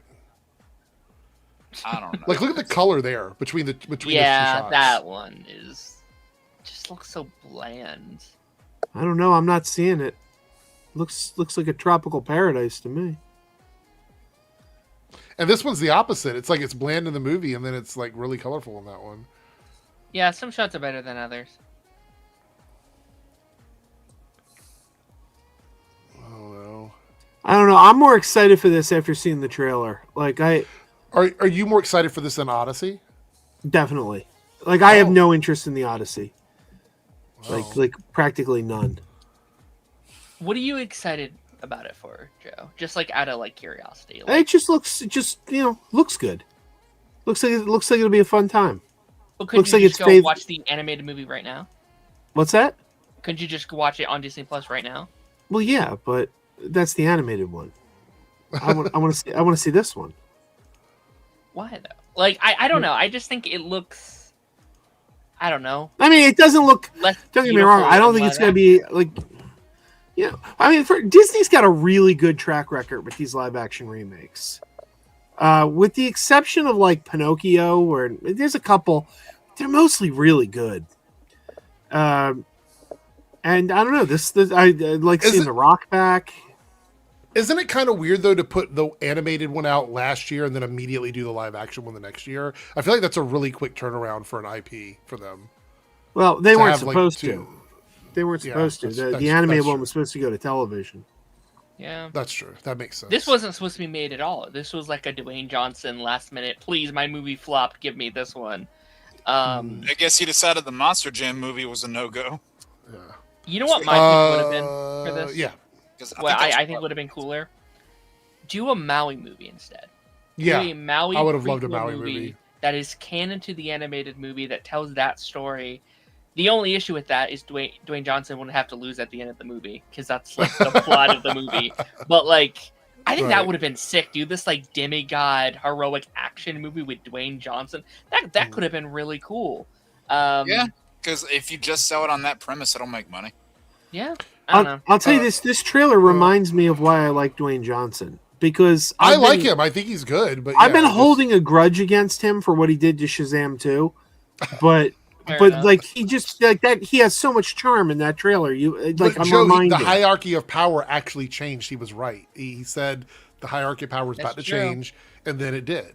So, Still, he screwed Shazam 2. Shazam 2 was one of the best movies that year, and he failed to tie it in. It was. I'm still angry. that could have been its own little like pocket. Yeah. That's a really Franchise weird within way to DC. say worst. They promised us in Shazam 1. There was a wonderful deleted scene in Shazam 1 where they're in the Rock of Eternity and there's the sixth chair and it's empty. And they go, I wonder who that chair belongs to. And Darla goes, well, whoever it is, we're going to love him because he's family. And it was such a wonderful tease for Black Adam. And Dwayne Johnson just flushed it down the toilet. I don't know. I love the guy and I hate the guy all at once. I wouldn't have wanted to fight that Shazam either. Dr. Midnight Actually, I Five do kind of want to fight that. You get my point, Darren. Will Disney have to CGI new hair on The Rock like Warner Brothers used CGI to remove Henry Cavill's mustache in Justice League movie? I don't like the hair in the trailer. It's a very nitpicky thing, but I think it is going to matter to people because it does look so bad. And somebody who works in an industry where I see wigs all the time, every weekend I work around people that have amazing wigs. That wig is bad. I can assure you it is a bad wig. I wouldn't know. Like, if I didn't know The Rock was bald, I wouldn't know that was a wig. It's very, to me, it's, if you look at it, you can see that it's not thick, it's not full. It looks very thin in places, and it stands out to me as a problem. You can also see that it's not a natural part of his head. Yeah, well. Lone Wolf of the $2 Super Chat says, Joe, you belong on movie fights with these takes. I don't know what movie fights is. Naruto, yeah, go ahead, Darren. I was just going to say there was other Disney live action news that came out today. They announced like an evil stepsisters. I did see that live action movie. And as uninterested as I am in that, I prefer those kind of things than these, because at least you're making a new movie. Like it's a new movie that we've never seen before, or something. Yeah. Like what is it? The Lion King prequel movie. Yeah, I want more of that kind of stuff. I don't know. I'd say it's a mix. Like, I think Cruella is one of the best ones they've ever done. I love it. But I think Snow White is one of the best ones they've ever done. And like, Cruella was one of my favorite movies that year. I honestly love that movie so good. much. Yeah, I love Jungle Book. Like, I think Jungle Book is still one of the best things that the like live action department has done. But it's good because they were able to.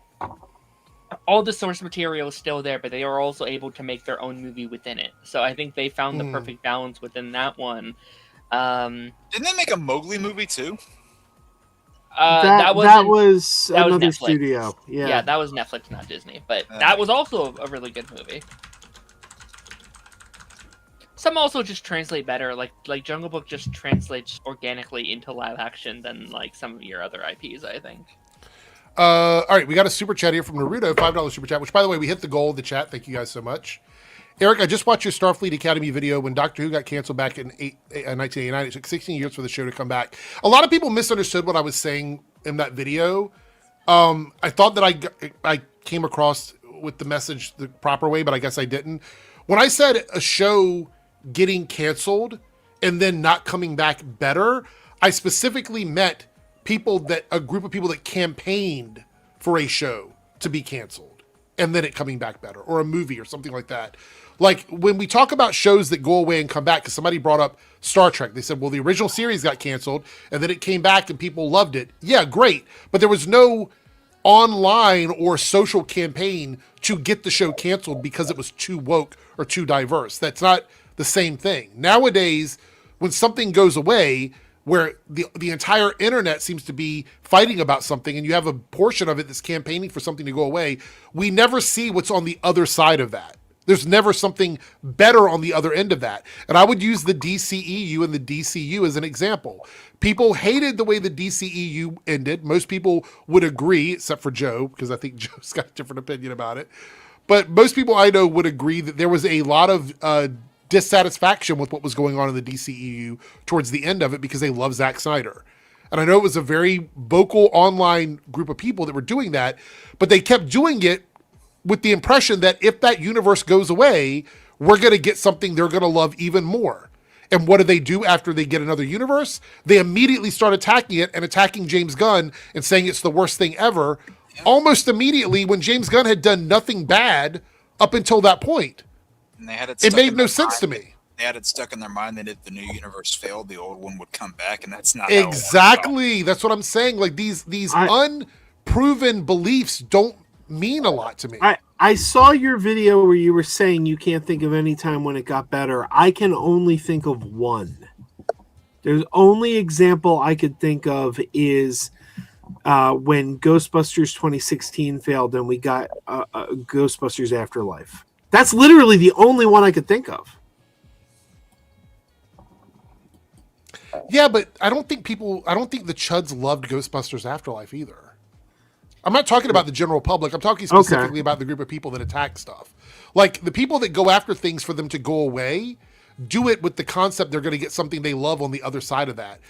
Like, I'm not saying, like, I didn't like Ghostbusters 2016, but I wasn't campaigning for it to be, I wasn't saying it should not exist or it should go away. Like, that was never my opinion on that. You know what I mean? Right. But I do think you're mentioning, like, the insane notion that they would bring Zack Snyder back. Ghostbusters is one of the only times I could think of something being rebooted and then being unbooted again. Right. What do you mean by unbooted? They went back to the previous. They're like, okay, we'll go back to the old continuity. Okay, gotcha. Okay, gotcha. I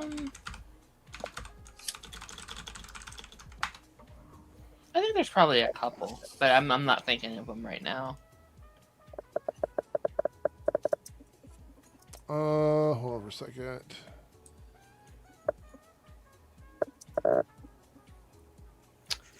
Oh, by the way, I don't know if anyone cares, but there's like a Lord of the Rings announcement that came out like an hour ago. What is it? Because I saw somebody bring that up and I didn't see it. New film announced from Stephen Colbert, Stephen Colbert and his son. Sorry. Yeah. I don't know if that's new news or old news, but it popped up on my thing. Ghost Bumbles, wait, I'm sorry, I'm losing who said what. J Bird, Star Trek Beyond was a different story though, because it wasn't a reboot. It was within the same continuity in an alternate universe, but they actually established that it was a separate timeline branched off the original continuity. Like they didn't just reboot it. Yeah, I mean, technically, you can argue Marvel in a way where it's like, okay, you have the Fox universe, then we go to Marvel, like the main line, and then we kind of bring them back. But that's different because we didn't like get rid of one. I want to pull something up because go ahead, Jake. So a lot of that stuff from your pre-MCU like was owned by Fox, Darren, but like, yeah, it's a different situation. But like yeah. outside of the X-Men, there was nothing else to suggest in universe that stuff was connected together. You're right. You're right. It's definitely a different situation. I want to address this because this is not true, Ghost Bumbles. I know you're saying that it was only greenlit for 2 seasons. Being greenlit for 2 seasons, but the plan the showrunners have are 2 different things. So there could be plans for future seasons, but the network agreed to the first 2 with a chance for renewal, which is why there's an interview here where Alex Kurtzman says, honestly, it could go on forever because you have the 4 years of our current cadets, and then it would be really interesting to follow them and see what happens once they're deployed, but then you have every year as a whole new class, so you can keep going on forever. They didn't intend for the show to end after season 2. Effectively, if the showrunner had planned for it to go on, then it was canceled. That is the official status of it. Yeah, they were expecting a minimum of 4 seasons so you could track this class from freshman year to senior year. Yeah, because year 2 would have been the year we would have had Tilly on the show as a regular character because she was a year 2 teacher on the show. So year 3. we might see her. She did the third year. Year 3. Yeah, year 3. My bad. Yeah. So it is like I've gone through this before with the Arrowverse shows. There's shows that end, and then there's shows that get canceled. There's things that happen behind the scenes. If a showrunner decides to finish their story, then that means the show is ending. The show is ending on its own terms. If the network cancels, or say cancel, I don't want to use cancel in my definition of cancel. If the network decides not to renew a show where the showrunner intends for it to continue, that is a cancellation of the show. Yeah. Not the same. Yes. I'm not saying you're wrong here. I just want to make sure people know the difference. Making the decision not to renew it, it's not the same thing as someone going into a season knowing it is their last one. People confuse those things all the fucking time, and it really got on my nerves. It's like with the Flash, the final season of the Flash. Ended. Supergirl ended. Arrow ended. Like, Arrow ended. Superman and Lois ended. Legends of Tomorrow was canceled. Batwoman was canceled. And then you have Black Lightning, which was a weird in-between of both. Yeah. It was like, we ended. It's like, but you just said you wanted season 5, so you clearly wasn't. Yeah. All right, so we got a couple super chats, and then we're going to look at this one story before we possibly move over to some Daredevil chat. The Me Master, want to make sure I got that right, A $5 super chat on the Debunks channel. Thank you so much. Next week, Quarter Pounder is going to do Brie Larson 2.0 with her role in the Mario movie 2. It'll backfire because he's become an enemy of the F&T fan base. I don't even know if it's going to backfire because of that.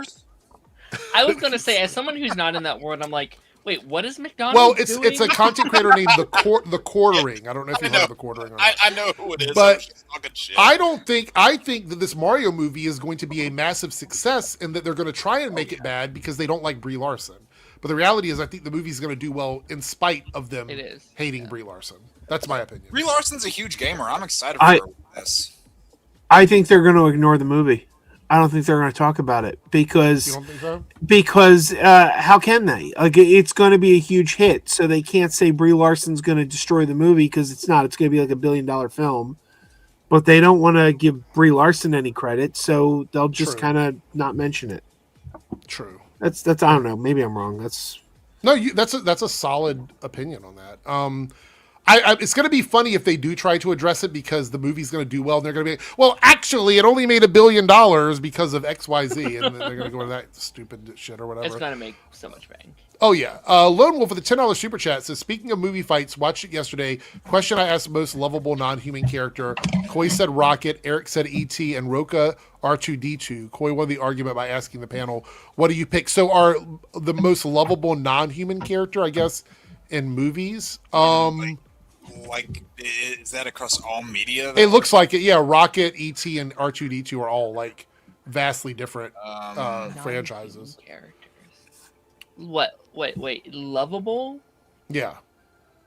I don't know. There's a lot. Paddington? Stitch? Stitch, Paddington. I know Joe's going to say Ratatouille, so there we go. I was going to say Grogu.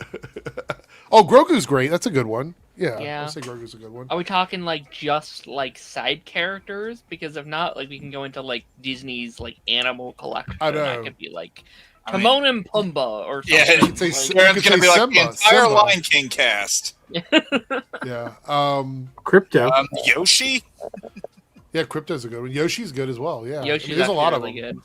There's a lot of them. Interesting conversation, though.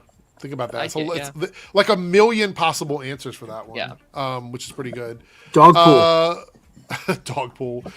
So I don't see Matt Jarbo in the chat, but I know he's had a lot of opinions on this. OpenAI is shutting down its AI video slot making platform Sora. So you know all those videos where like it's killing Hollywood. It's going away. It's disappearing. Is that the one Perp uses? It's the one most of them use, yeah. Oh, Perp's gonna be heartbroken.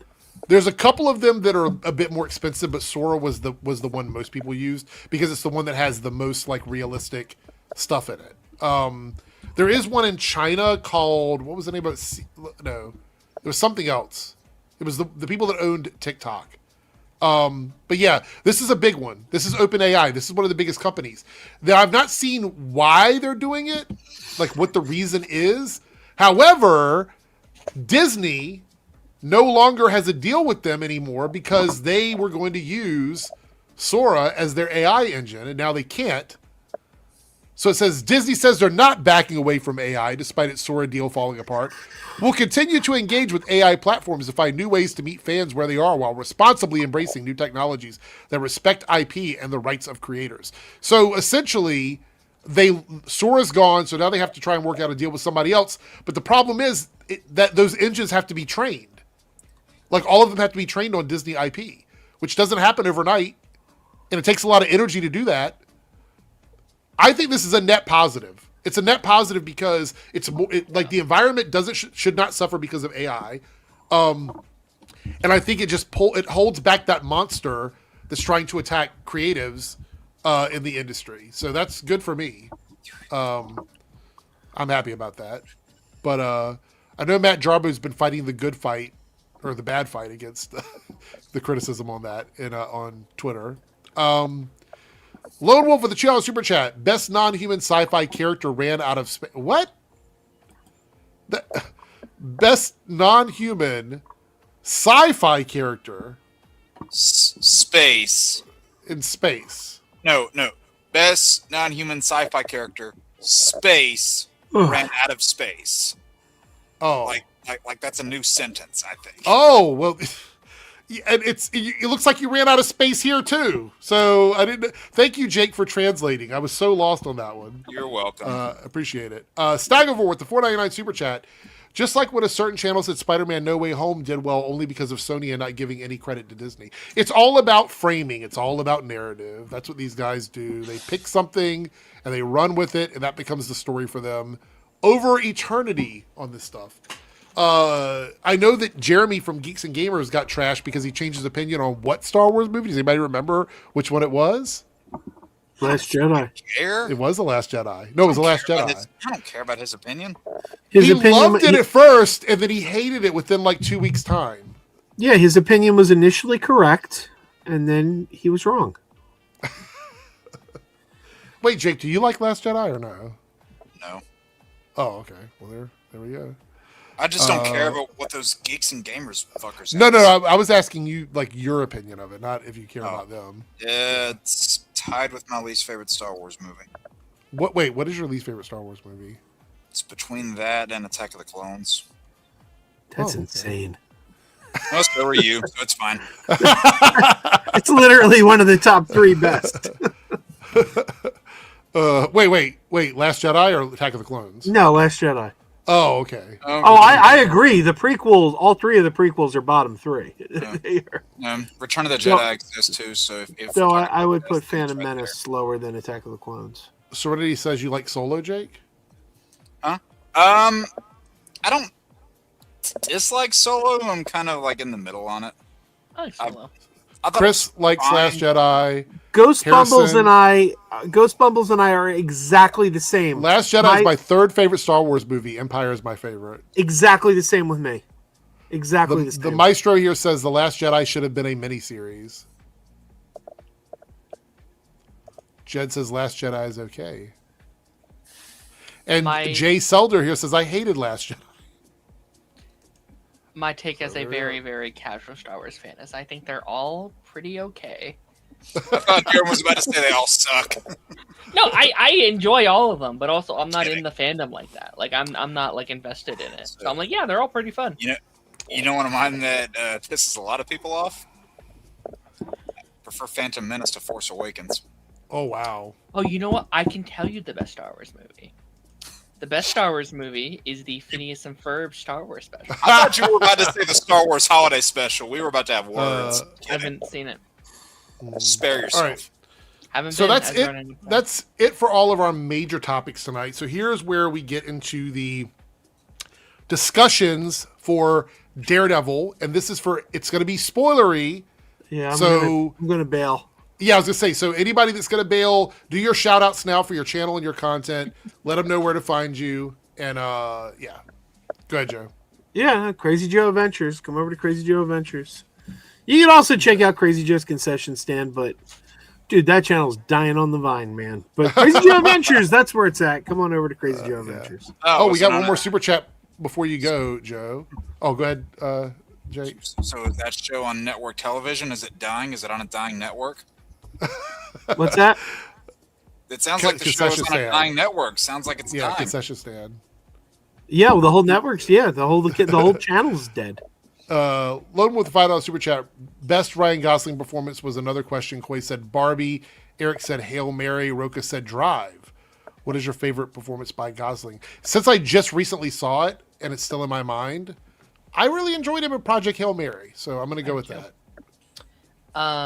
Shout out to La La Land. I think he's incredible. Oh, that's good too. La La Land. That might be mine if I had to think off the top of my head. Would be La La Land. Wait, what's the? I can't think of the movie now. Anyway, I'll just go with Project Hail Mary. Joe, do you have a? I'm going to go with Young Hercules. No, Drive. Okay. You guys really like the La La Land? I hate La La Land. Emperor says Stuntman. Stuntman is good too. Blade Runner 2049 is good as well. Stuntman, does he mean the Fall Guy? I think that might be it, yeah. I love the Fall Guy's great. La La Land's in my top 10 movies of all time. I think it's a masterpiece. Wow. Crazy Stupid Love. Extra Hero says Crazy Stupid Love. My problem with La La Land was the music. They hired non-singers to sing, and as a result, like They don't have any proper musical numbers because they all kind of like sing like they're not singers, you know. It's like, but anyway. Yeah. Okay. I love the music. All right. Well, check out Crazy Joe Adventures. He's going to jump out before our Daredevil discussion. So thank you for being here, Joe, and we'll see you later this week. Oh yeah, I don't know. Actually, you might not. We'll see. Okay. I mean, Thursday night I might be going to see that AI documentary that we watched. Oh, okay. Well, if you get back in before we're done, you can tell us like if it's good or bad. So, sure. All right. that. So, all right. See you later, Joe. Is anybody else bailing before we do Daredevil? Nope. Has everybody watched it so far? I wanted to talk about today. Darren's like, it's the only reason I came here, and you made me wait till the fucking end. Well, I told him it was going to be at the end. So here we go. We're going to put this up. He told all of us. The He top. put it in the group chat. All right, so it's at the top of the screen. That's where we're going to leave it for now. Anybody in the chat right now, this is your final warning. We're going to be talking about Daredevil at the end of every Tuesday show. If you have super chats related to Daredevil, drop them now because we're going to be talking about it. If you have comments about Daredevil, you can drop them now. The spoiler gates are down. So there we go. If you guys don't want to be spoiled, you need to make like Echo and not hear anything. Oh my God, there we go. Let's see, we're going to share this here. While we talk about it, I'm going to pull up, because I think Variety does these articles after every episode here. So we'll have this on screen while we're chatting. Daredevil Born Again stars on Season 2 premiere and Kingpin's Ice Parallels. Hopefully this is a wake-up call to fight the oppression. I'm sure people are going to have some issues with that. Before we read a little bit of this article, what's everybody's general thoughts on this first episode, just generally speaking? We can start from the bottom. So Jake, go ahead. What were your thoughts on this episode? Just general thoughts on a bubble. I thought when you compare the start of this season to the start of season 1, I thought this one had a stronger start, which makes sense, which with how you knew season 1 was kind of a mixed bag of old and refined. This one is like pretty much all refined. Obviously, there's some stuff from old that they can't just throw away, so it makes sense that some of it still has to be there, but I think they're handling it a lot better this time. And yeah, they especially on the choreography side of things, they are not missing a beat. So I had to give them major props there. And I'm excited to see where things to go. And are we talking spoilers right now? I just want a general thoughts on it, and then we'll get into spoilers. Okay. So save any spoilers for a second. I mean, I'll just say I'm just glad that someone is back full time. Well, you can say that. We're doing spoilers.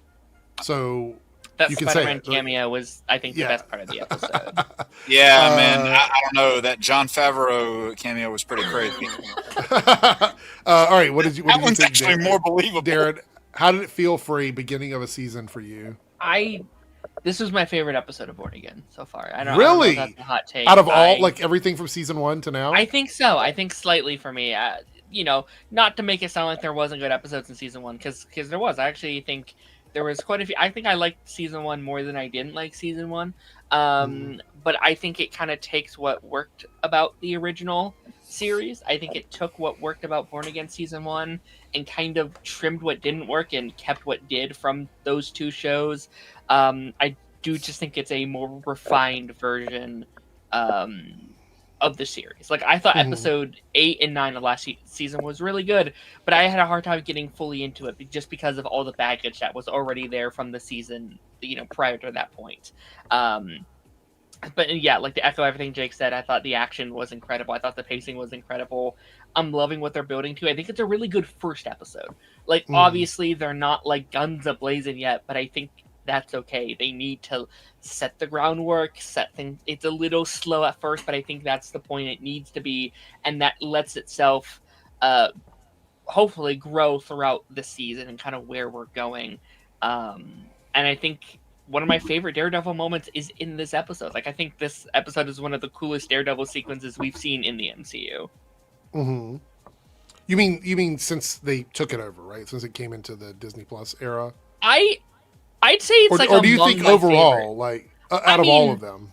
It's not like the highest of highs, but I think there's a sequence in here that's like, oh, that was one of the cooler Daredevil moments. Like, that's such a cool thing. I want to say that this episode for me was so fucking good in every way possible. To me, there's a couple things that I noticed immediately. They have a clear vision of what they want the show to be. They know what the show is trying to do. They know the story they want to tell, and they know the way they want to set their characters up, which is something we didn't really have at the beginning of season 1 of Born Again. I feel like the first episode had a really cool action sequence, and then it was kind of like struggling to sort of find its footing after that. You didn't have any of that in this episode. No. We know these characters now. We've been in this world over at Disney Plus, and we kind of get it. Secondly, cinematography is incredible. This feels again like they fixed all the issues they had in the season 1 uneven cinematography. They fixed all of that. They fixed all the visuals. The lighting is better. The sets feel more real. There was sort of a cheapness to the sets that we saw in season 1 that don't exist. Like when you're in some of the office buildings and things like that, it feels more lived in. It feels more real. And I think I really appreciate that. Daredevil's suit changed. Incredible. I love this suit. Yeah, same. It looks so good. The gauntlets alone, chef's kiss. Love that. The fight choreography is visceral. They don't hold back at all. I love the fact that the Kingpin, he looks like he's getting back into his bigger Kingpin self now. You can definitely see the increase in size in the character, which is what I really wanted to see happen in season 1. We saw him as a different type of character. He's getting back to that more classic Kingpin. Just the vision is there. I think the show is on the right track. the non-white vision is there. Did we say that at the same time, Trent? Yeah. I honestly don't. It's been a while since a Disney Plus Marvel show has had a first episode as strong as this one. And I think that has to do with showrunner. I think it has to do with having like a proper writing team on it. I mean, what Disney Plus first episode? I throw out Wonderman. Are we talking just MCU? The live action MCU stuff, yeah. I'd say Wonderman is like on par with this. Wonderman. I think Wonderman's first 2 episodes were strong together. I don't think the first episode by itself was individually strong as this for me. I think it needed the first and second episode for Wonderman. That's just my opinion, but it's fine. Well, the reason why I asked MCU or not, because I mean, X-Men, yeah. That's why I asked. Oh, yeah, I'm not comparing it to the animated stuff. I think there's some animated shows that have much stronger intros than this one, but this one's really good. It's a good start, yeah. Yeah. I have to say, I really don't like, and I know that this is just something we have to deal with, I don't like that Foggy is not around. There is a piece of the show that's missing with him not being there that I really wish was there. I am in denial, I think, but I still think he's coming back. I don't think we're keeping him dead. I don't know, man. Like, I really, in all of the mistakes they made in season 1 of Born Again, killing Foggy was the big one for me. I think that was a massive mistake. There was a trio of the 3 of them with Karen, Foggy, and Matt that really worked for the show, and they haven't filled that spot that Foggy had. And I don't mean they have to like replace him as a person. I mean, there's a piece of the puzzle that isn't quite filled there right now. I don't know. Like, this is me on like my like tinfoil hat thing, but I'm just like, well, they've said that like the ending of the season will set up season 3. Yeah. The rumors were getting the Hands have a history of bringing back people from the dead. I think we might like end the season with it being like, we're bringing back someone, but we don't know who it is quite yet. Kind of with what we saw in Spider-Man, that basically kind of confirms that the Hand's going to show up at some point. That's what I'm thinking. Yeah. Okay, so let's kind of dive into the elements of this episode. We have a great introduction into the episode where Daredevil is on the ship, the Northern Star, I believe is the name of the ship. It's the name of the episode, I believe. And so we see him doing that, and he's looking for something to prove that Kingpin is doing illegal things on his pier that we saw him setting up at the end of season 1. And he finds weapons being shipped in this ship in a false wall. I have to say, the way they're using his hearing now is extremely cool. Like, it was really well done, especially in the beginning of this episode with that. Him putting the watch away so he'll be able to like look for things later on. All of that seemed really, really cool to me. Go ahead. That's, I think I think that's the best thing Born Again has done. Like, I think the highlight of the show is how much comic booky they can make him now comparatively to Netflix. I like how they use his hearing. I love how we see his surroundings. I like that he can like flip around more and he can like jump off buildings more easily in this than he could in the other one. Kind of like what you saw from him in Spider-Man 90s, where he would like sneak by guys and be like, there's two guys there. One of them's heart rate's up. He's breathing real fast. And Peter's like, oh, this guy could give my spider sense a run for its money. Yeah. We also see that Kingpin now has propaganda going out with BB in New York City. And it seems like they're decoding it, figuring it out. People are unlocking the truth behind these propaganda pieces. And she's doing this to try and get in with the inner circle of Kingpin. What are your thoughts on this and her storyline being set up here at the beginning of the season? Who, BB? Yeah. I like it. I'm nervous for her. I really enjoyed seeing Karen and her together. Like, that's something I wanted to see more in season 1, but just like, okay, well, he died for Karen, and so like his legacy gets to live on through her. What is that guilt like for Karen being like, yeah, I kind of my fault he's not here anymore, but kind of thing. But like, it's not a drama thing. It's not like, well, you killed him. It's like, oh no, like let's focus our attention on the person who actually did the killing part.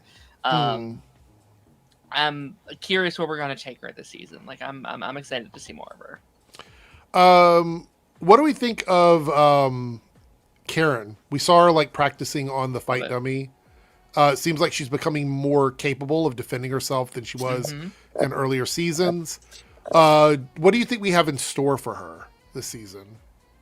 Do you think she's actually going to have to get physical and do some fighting? Do you think that's down the road? Because teasing it seems to me like they have plans for her later on. As someone who doesn't know the comics, I'm just like genuinely curious. Is she ever at any point a hero of any kind, or is she just always like Karen? Unless they've changed something in recent comic books, I don't think I've ever seen her in the main continuity as a character. Like a superhero. I didn't know if she was like, oh, in issue 176, she's a But I'm more of an OG Daredevil person, like back in the day. So, and there might also be some what if stories where she might have been a hero, but I don't think I remember her being.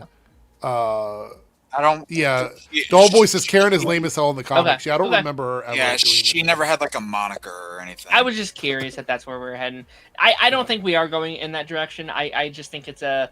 Well, if I'm doing this stuff, I should be able to at least defend myself somewhat and not always have to call on my friends to come and save me, kind of thing. Which I think is smart and cool, and I think just kind of like a Lois Lane thing almost. Yeah, makes her, I think, a stronger character. Felicity like went through that same thing in like Arrow, where it's like, listen, if I'm doing this shit, I should at least know how to like throw a punch, kind of. But this is actually them doing that right. Better, yeah. Yeah. Because I'm sorry, the few times that they tried to portray Felicity as a competent fighter, they failed, and they pointed out that she was doing it wrong, and she never got better. So, let me say, great introduction into the show, Matthew Lillard as Mr. Charles. Yeah. So the one thing I loved about this is we've been following Kingpin since day one, and Kingpin never wants anyone grandstanding around him. That's not something he puts up with. So when Mr. Charles walks into his room eating a sandwich and starts telling people what to do, it's immediately like, oh shit, something's going on here. There's a struggle of power between these two characters.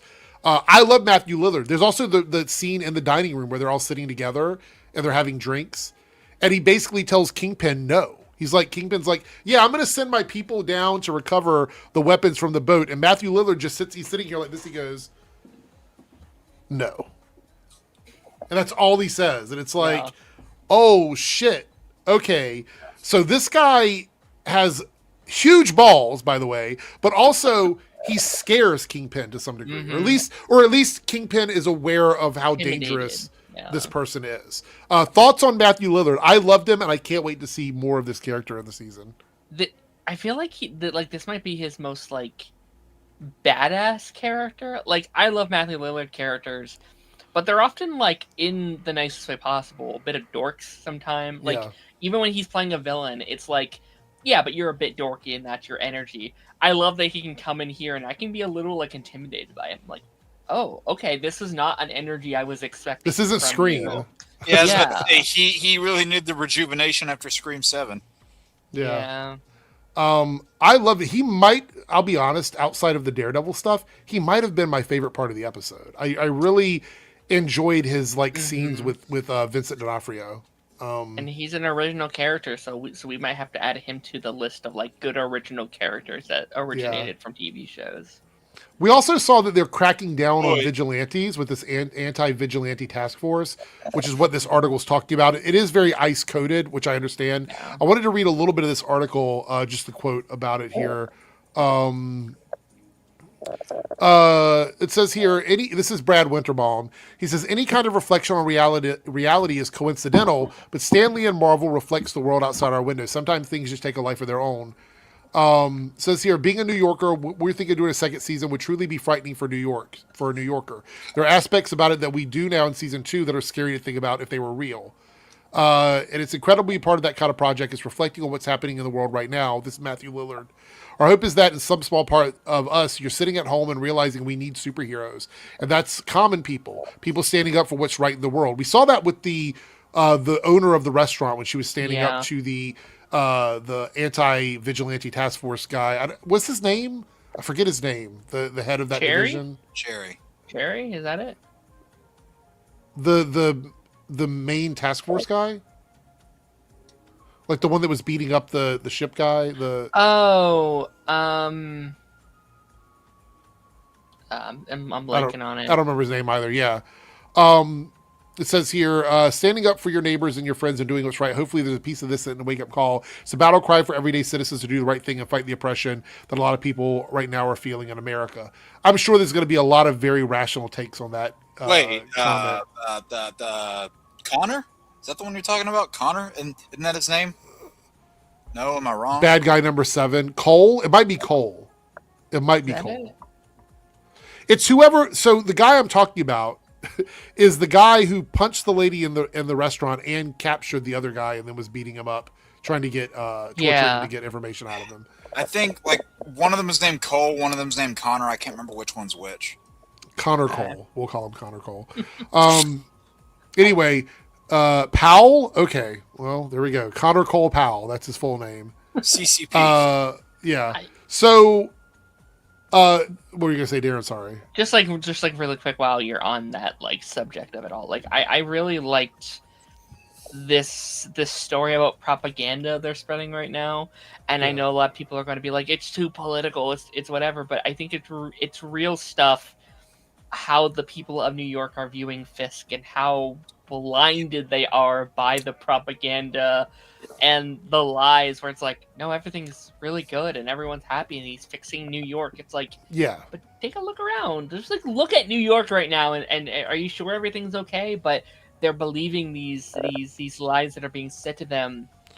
These news articles that are saying everything's good all the time when it's you know not. What I think also triggers a lot of people is a lot of folks have never lived through this type of propaganda, and we're experiencing it for the first time in the real world. And so it's very triggering when you see it reflected in art. So you have to think about all the people, the older people who lived through that kind of stuff, in the 50s and 60s and 70s, who see it in modern times. They're like, this is propaganda. And people are like, no, it's definitely not. But it is. They know it is because they lived through it. And we're finally seeing what that looks like firsthand. So when the show does it, it's a little bit triggering. And that makes sense to me.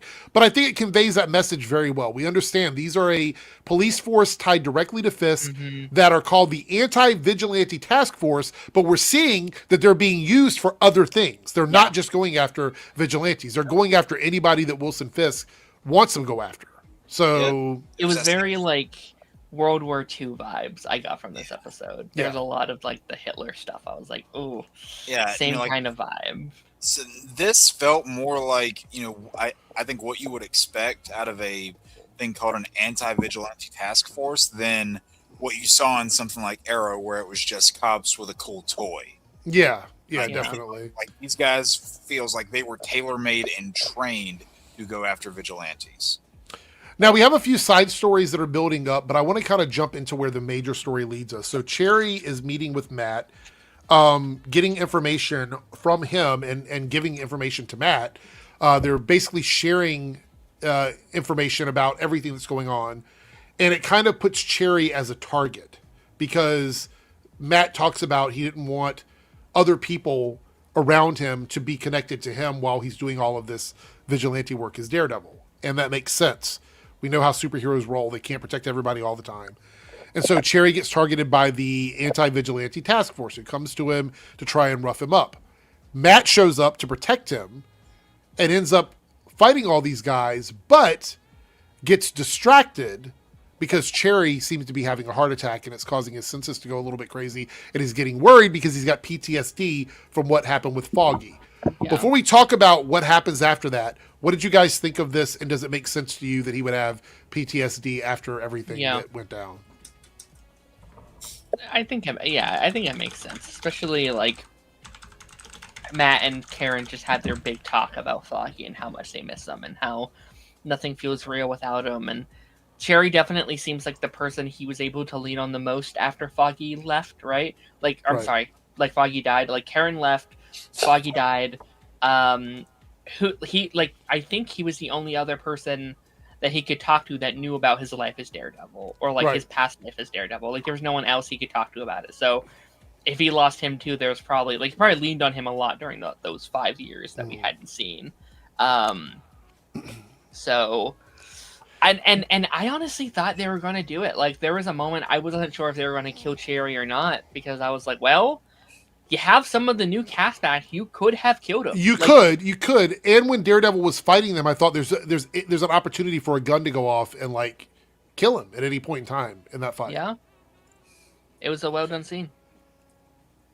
Also, in that scene, the three guys pull up Daredevil's mask because he's distracted by what's going on with Cherry and find out it's Matt Murdock. So I thought for a second, I'm like, fuck. And then all of a sudden, boom, boom, boom, they're all taken out. And I was like, oh shit, that is definitely Bullseye. I was like, it's either Punisher or it's Bullseye. It's one of the two of them. And then we get a dagger thrown into the room, and on it says "You're welcome" with a little bullseye on it. And I'm like, oh, it's literally Bullseye. It is Bullseye. He's there helping Matt Murdock. What do you think the scoop on that is? What's his reason for doing this?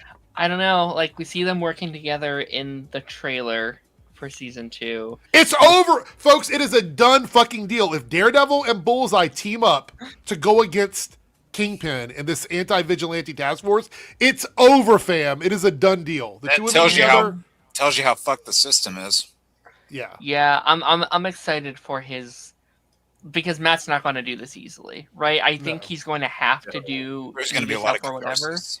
But there's going to be like, fuck, you killed Foggy, you killed all these people I care about, fuck you. It's going to be the biggest catharsis ever for Matt. Maybe that's how we get Foggy back. Is like he sees Foggy in his like memories because he has to work with his killer. Like that could be kind of cool. Oh, you mean like Foggy is kind of a figure giving him like advice and stuff like that? That'd be interesting. I could see him being like, Matt, what are you doing? He killed me, bro. Yeah. Like, how could you do that? Like, I could see that kind of thing. I don't know how I feel about the whole mask getting undone thing as well. Like, I know, shit happens and, like, he wasn't expecting. Like, let me find Doctor Strange so everybody can forget that I'm Matt Murdock. You know what I mean? Like, I don't know. Who's Matt Murdock? Like, he's fought the entirety of the Hand basically single-handedly. He's gone against Fisk, brute strength. He fell out of a building and lived. No, I'm sorry, not fell out of it. The building crashed around him, right. And I'm like, you couldn't have just like got him off you. I don't know. I was a little like they kind of beat Matt really, really quickly. I actually wonder if there's some bigger picture going on with him that's causing him to freeze up like that. Like maybe something else is affecting him. Did we look at the super chat yet from Lone Wolf? Matthew Lillard was really interesting already to me. I agree with this. Like I said, I think he was the best part of the episode for me outside of the Daredevil stuff. I really liked the way he rolled up and just fucking started telling Kingpin what to do. Jose here, becoming a YouTube member. I think you upgraded. Thank you so much, Jose. I do appreciate that. And you got a member chat here. If Foggy's not in the season confirmed alive, then he will be in season 3, maybe. Should we keep running on hope of whether or not Foggy's coming back? I wonder if we should. You think so? Yeah, I do. Okay. Well, we got a $5 super chat from Lone Wolf. Thoughts on Heather? That was the very next thing we're going to talk about. Thoughts on Heather being haunted by Muse and the swordman scene.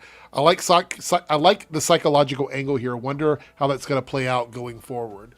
So the swordman stuff is interesting. I think he's just being used as an example of what happens to vigilantes when they get captured by the anti-vigilante task force. Yeah. That's kind of where he's at on that. So I don't know where we're going with that particular storyline, but it is interesting. As far as Heather Glenn being haunted by Muse, any thoughts, guys, on that one? Go ahead, Darren. I think she will become Muse. I think we're dealing with a Scream. What was supposed to be Scream 7 is that she's so haunted by the Muse persona, she slowly is intoxicated by that and is like, oh, maybe I'll pick up the mantle slowly, very slowly. That's not a storyline we can rush, but I think she's going to take over the Muse mantle, maybe next season or something like that. You think it's a slow burn? Like they're going to keep leading up to it, up to it? I think, I think that's a storyline you have to do very slowly, or it's silly. Makes sense. Fun fact: that swordsman character was actually a Thunderbolt in the comics. That's true. I know there's people that want him in a Thunderbolt sequel or something. Yeah, I mean, not only was he a Thunderbolt, but a very prominent member of the Thunderbolts. Mm-hmm. Bullseye. You know what? Also, they mentioned Miss DeFontaine. They did in this episode. They did. Yeah, so there's another Thunderbolts connection. Do you think we can get him on our side? Can we break him out and get him on our Daredevil team? Who? Swordsman. Oh, potentially. I feel like we haven't seen much of him as a vigilante. I know we saw a little bit in Hawkeye, but I'd like to see a little bit more of him actually doing some of the fighting stuff and not just as much as I love the actor. The actor's fantastic, but I want to see him as the vigilante a little bit more. I want to point. Go ahead, Jake. Like the rest of, I was just thinking at this point. I said he was a Thunderbolt in the comics. When you compare him to other ones from those same comics, and the movie kind of did this in its own way, where they are people with a bad past that actually felt remorse for their actions and wanted to change, and you can definitely see seeds of that are planted in this character already. So there's potential for it to happen, definitely.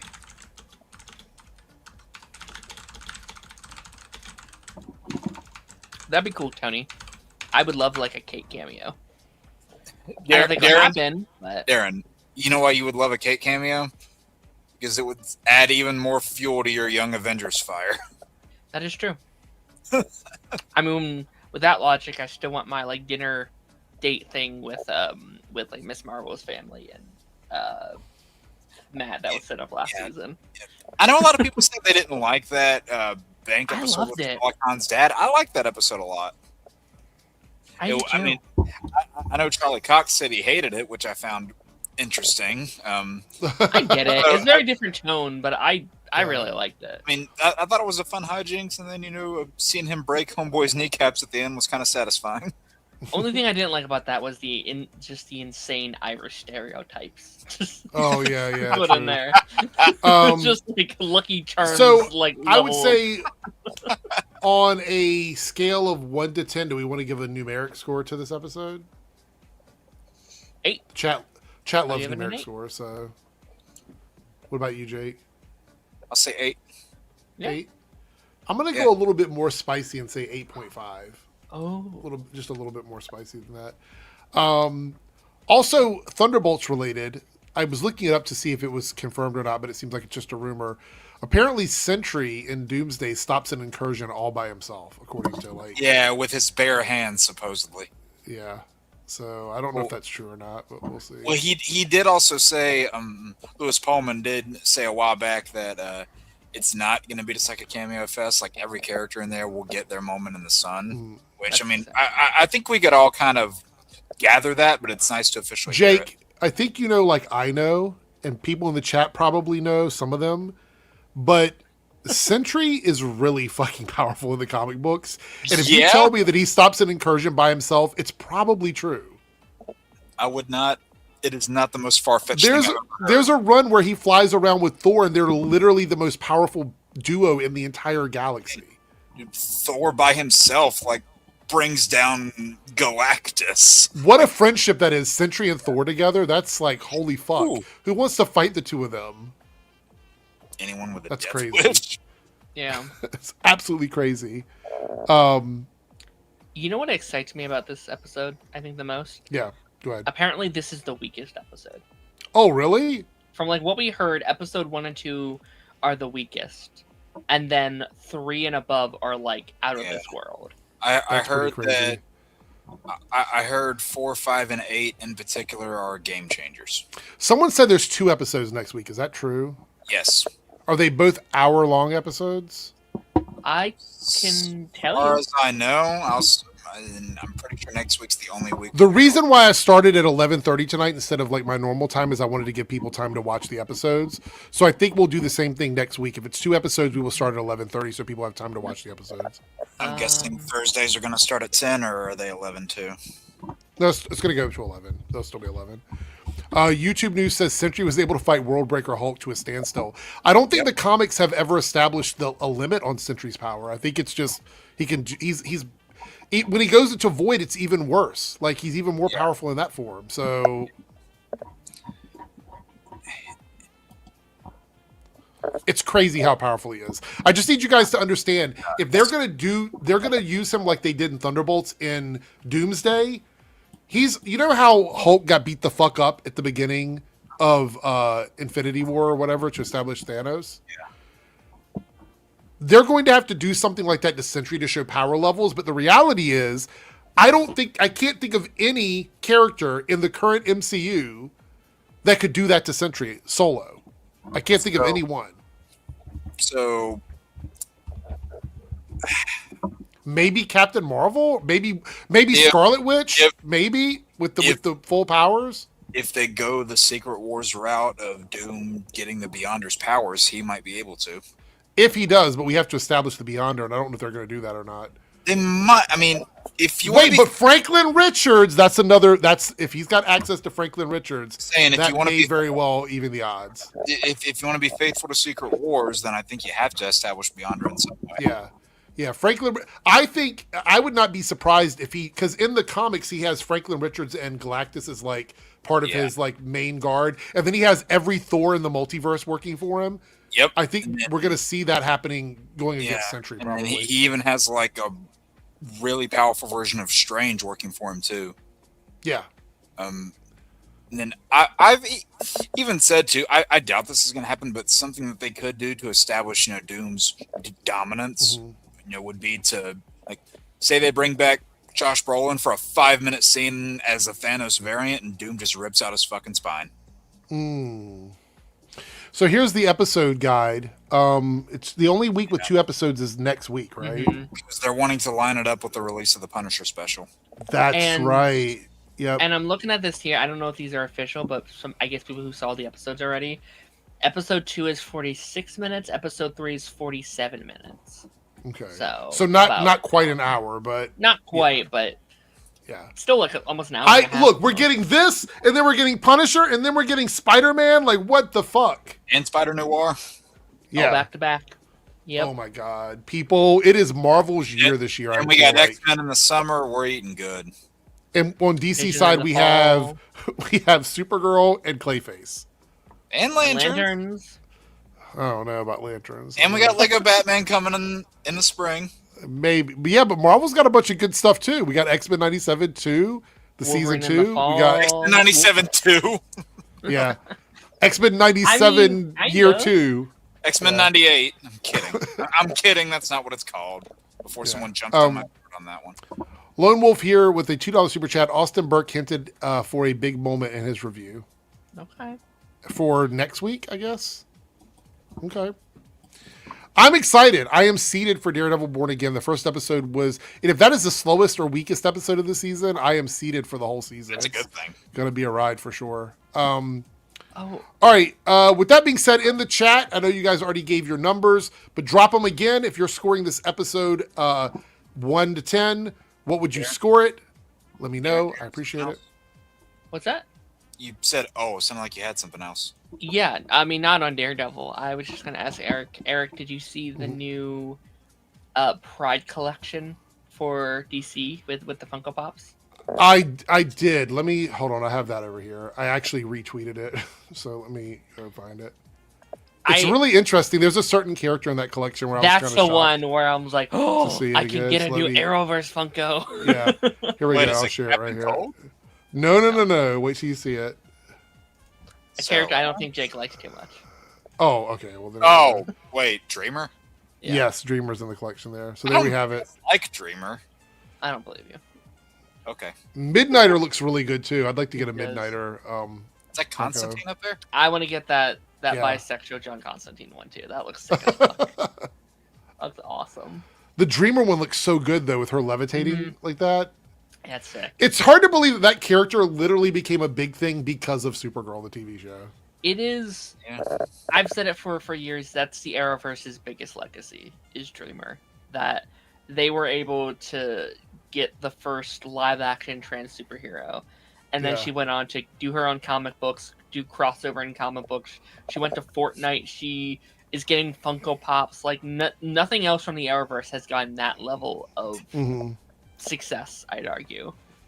Okay. Well, here we go. Let's see what you guys picked over in the Reloaded chat, because we did hit the goal over there. We didn't hit it in the debunks. That's fine. I get it. Let's see what you guys picked in the Reloaded chat. For so you want 57%. That's a huge margin. Want long form Daredevil rant and reviews. So expect that on Thursday, everybody. They will start coming out on Thursdays. So you'll get to hear my thoughts, my individual thoughts on it, and I will go into much more detail. So Daredevil rant and reviews, long form videos will return on Thursdays of each week. You guys voted for it. You're going to get it all season long. We're going to go hard with the rant and reviews. So, whoa, you can ask for first. Yeah, of course. Lone Wolf of the $2 Super Chat says, episode 4, I met my best. So there's a big moment in episode 4. Yeah, 4, 5, and 8 I heard were the big ones. What? There's big things in like 3 different episodes? That's what crazy. I heard, and I trust my source. That's crazy. Everybody's giving it pretty high. Everybody's giving it high marks. I'm trying to see if there's any low marks on it, but I don't see any. Everybody's like above 5. So that's above average. It's pretty crazy. I hate how the rating out of 10 system has been completely skewered by the internet, by people thinking that I think to me anything above a 5 is a good rating. Right, but I see people because of how skewed the system has been by perception, people think that I'm not going to say those numbers. People think that a 7 or something like that is a bad rating. And I'm like, no, it's not a bad rating at all. Thoughts on Invincible so far? I'm enjoying it. I know Jake hates it, but I'm having a good time with it. I don't watch that. I haven't watched Invincible since the start of season 2. Are you watching it, Darren? Oh yeah. Yeah. I love it. It's great. Yeah. Making sure you're keeping up with it. All right. I'm starting to lose my voice. I've been talking all day, so we're going to wrap it up. With that being said, as usual, I want to thank all the guests tonight. Joe had to leave early, but go check out Joe's channel, Crazy Joe Adventures. Darren, where can they find Darren Devil at now? I just noticed that.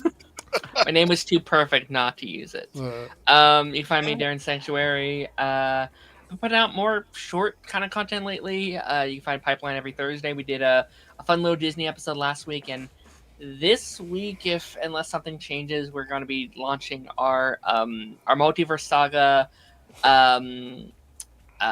retrospective series with WandaVision and Falcon and the Winter Soldier this week. So that's going to be fun. So check that out Thursday, most likely. I listened to that Disney episode today during work. That was a good one. Thank you. Appreciate it. What about you, Jake? What have you got going on right now? Yeah, Jake. Darren's like, yeah, top that, bitch. I'm kidding. But no, yes, I mean, I got lot of comic related stuff coming out. I'm curious to see if anybody in your chat would like this, Eric, for anybody in your audience who watches my shit. Do you guys just want to see like episode reviews of these Daredevil episodes? Because I'm considering doing them. So let me know if that's something you guys would want. Well, to see. 57% of the people voted for that on my list, so I'm assuming they want people to do reviews of Daredevil. So Then those numbers might be talking. I haven't seen 57% on anything in a long time. It's usually very close. All right. Yeah. Outside of that, like I've been saying before, a lot of Batman and Spider-Man related stuff. Tomorrow, you're going to see a video coming out because I can't believe it's been this long already. But tomorrow is 10 years since Batman v Superman: Dawn of Justice hit the silver screen. Wow! So going to be Jake's doing favorite DCEU movie. It's up there, actually. No, I'm going to be doing a 10-year video on that, just looking back at What that. version? Theater version or director's cut? I'm never watching the theater version again. It's the ultimate version. Yeah. Yeah, going with that. And then I've got a Spider-Man related video that's going to be following it. And then, outside of that, retro reviews, let's plays, rankings, all that jazz. Very close to monetization. And you can check me out on my own show, Jake's Lost Levels, on Sundays, where I go through the process of getting all my game data back. We have another Skyrim stream this upcoming Sunday before we take a break for Easter. Then he's gonna be playing all Elden Ring. I mean, What the fuck is Eden Ring? I've hit my vape too many times tonight apparently. So I thought we were ending the show, so I was like, let me just go for it. There you go. Anyway, but thanks everybody for being here. Appreciate everyone, all the super chats, all the channel members, all of the comments, all the love.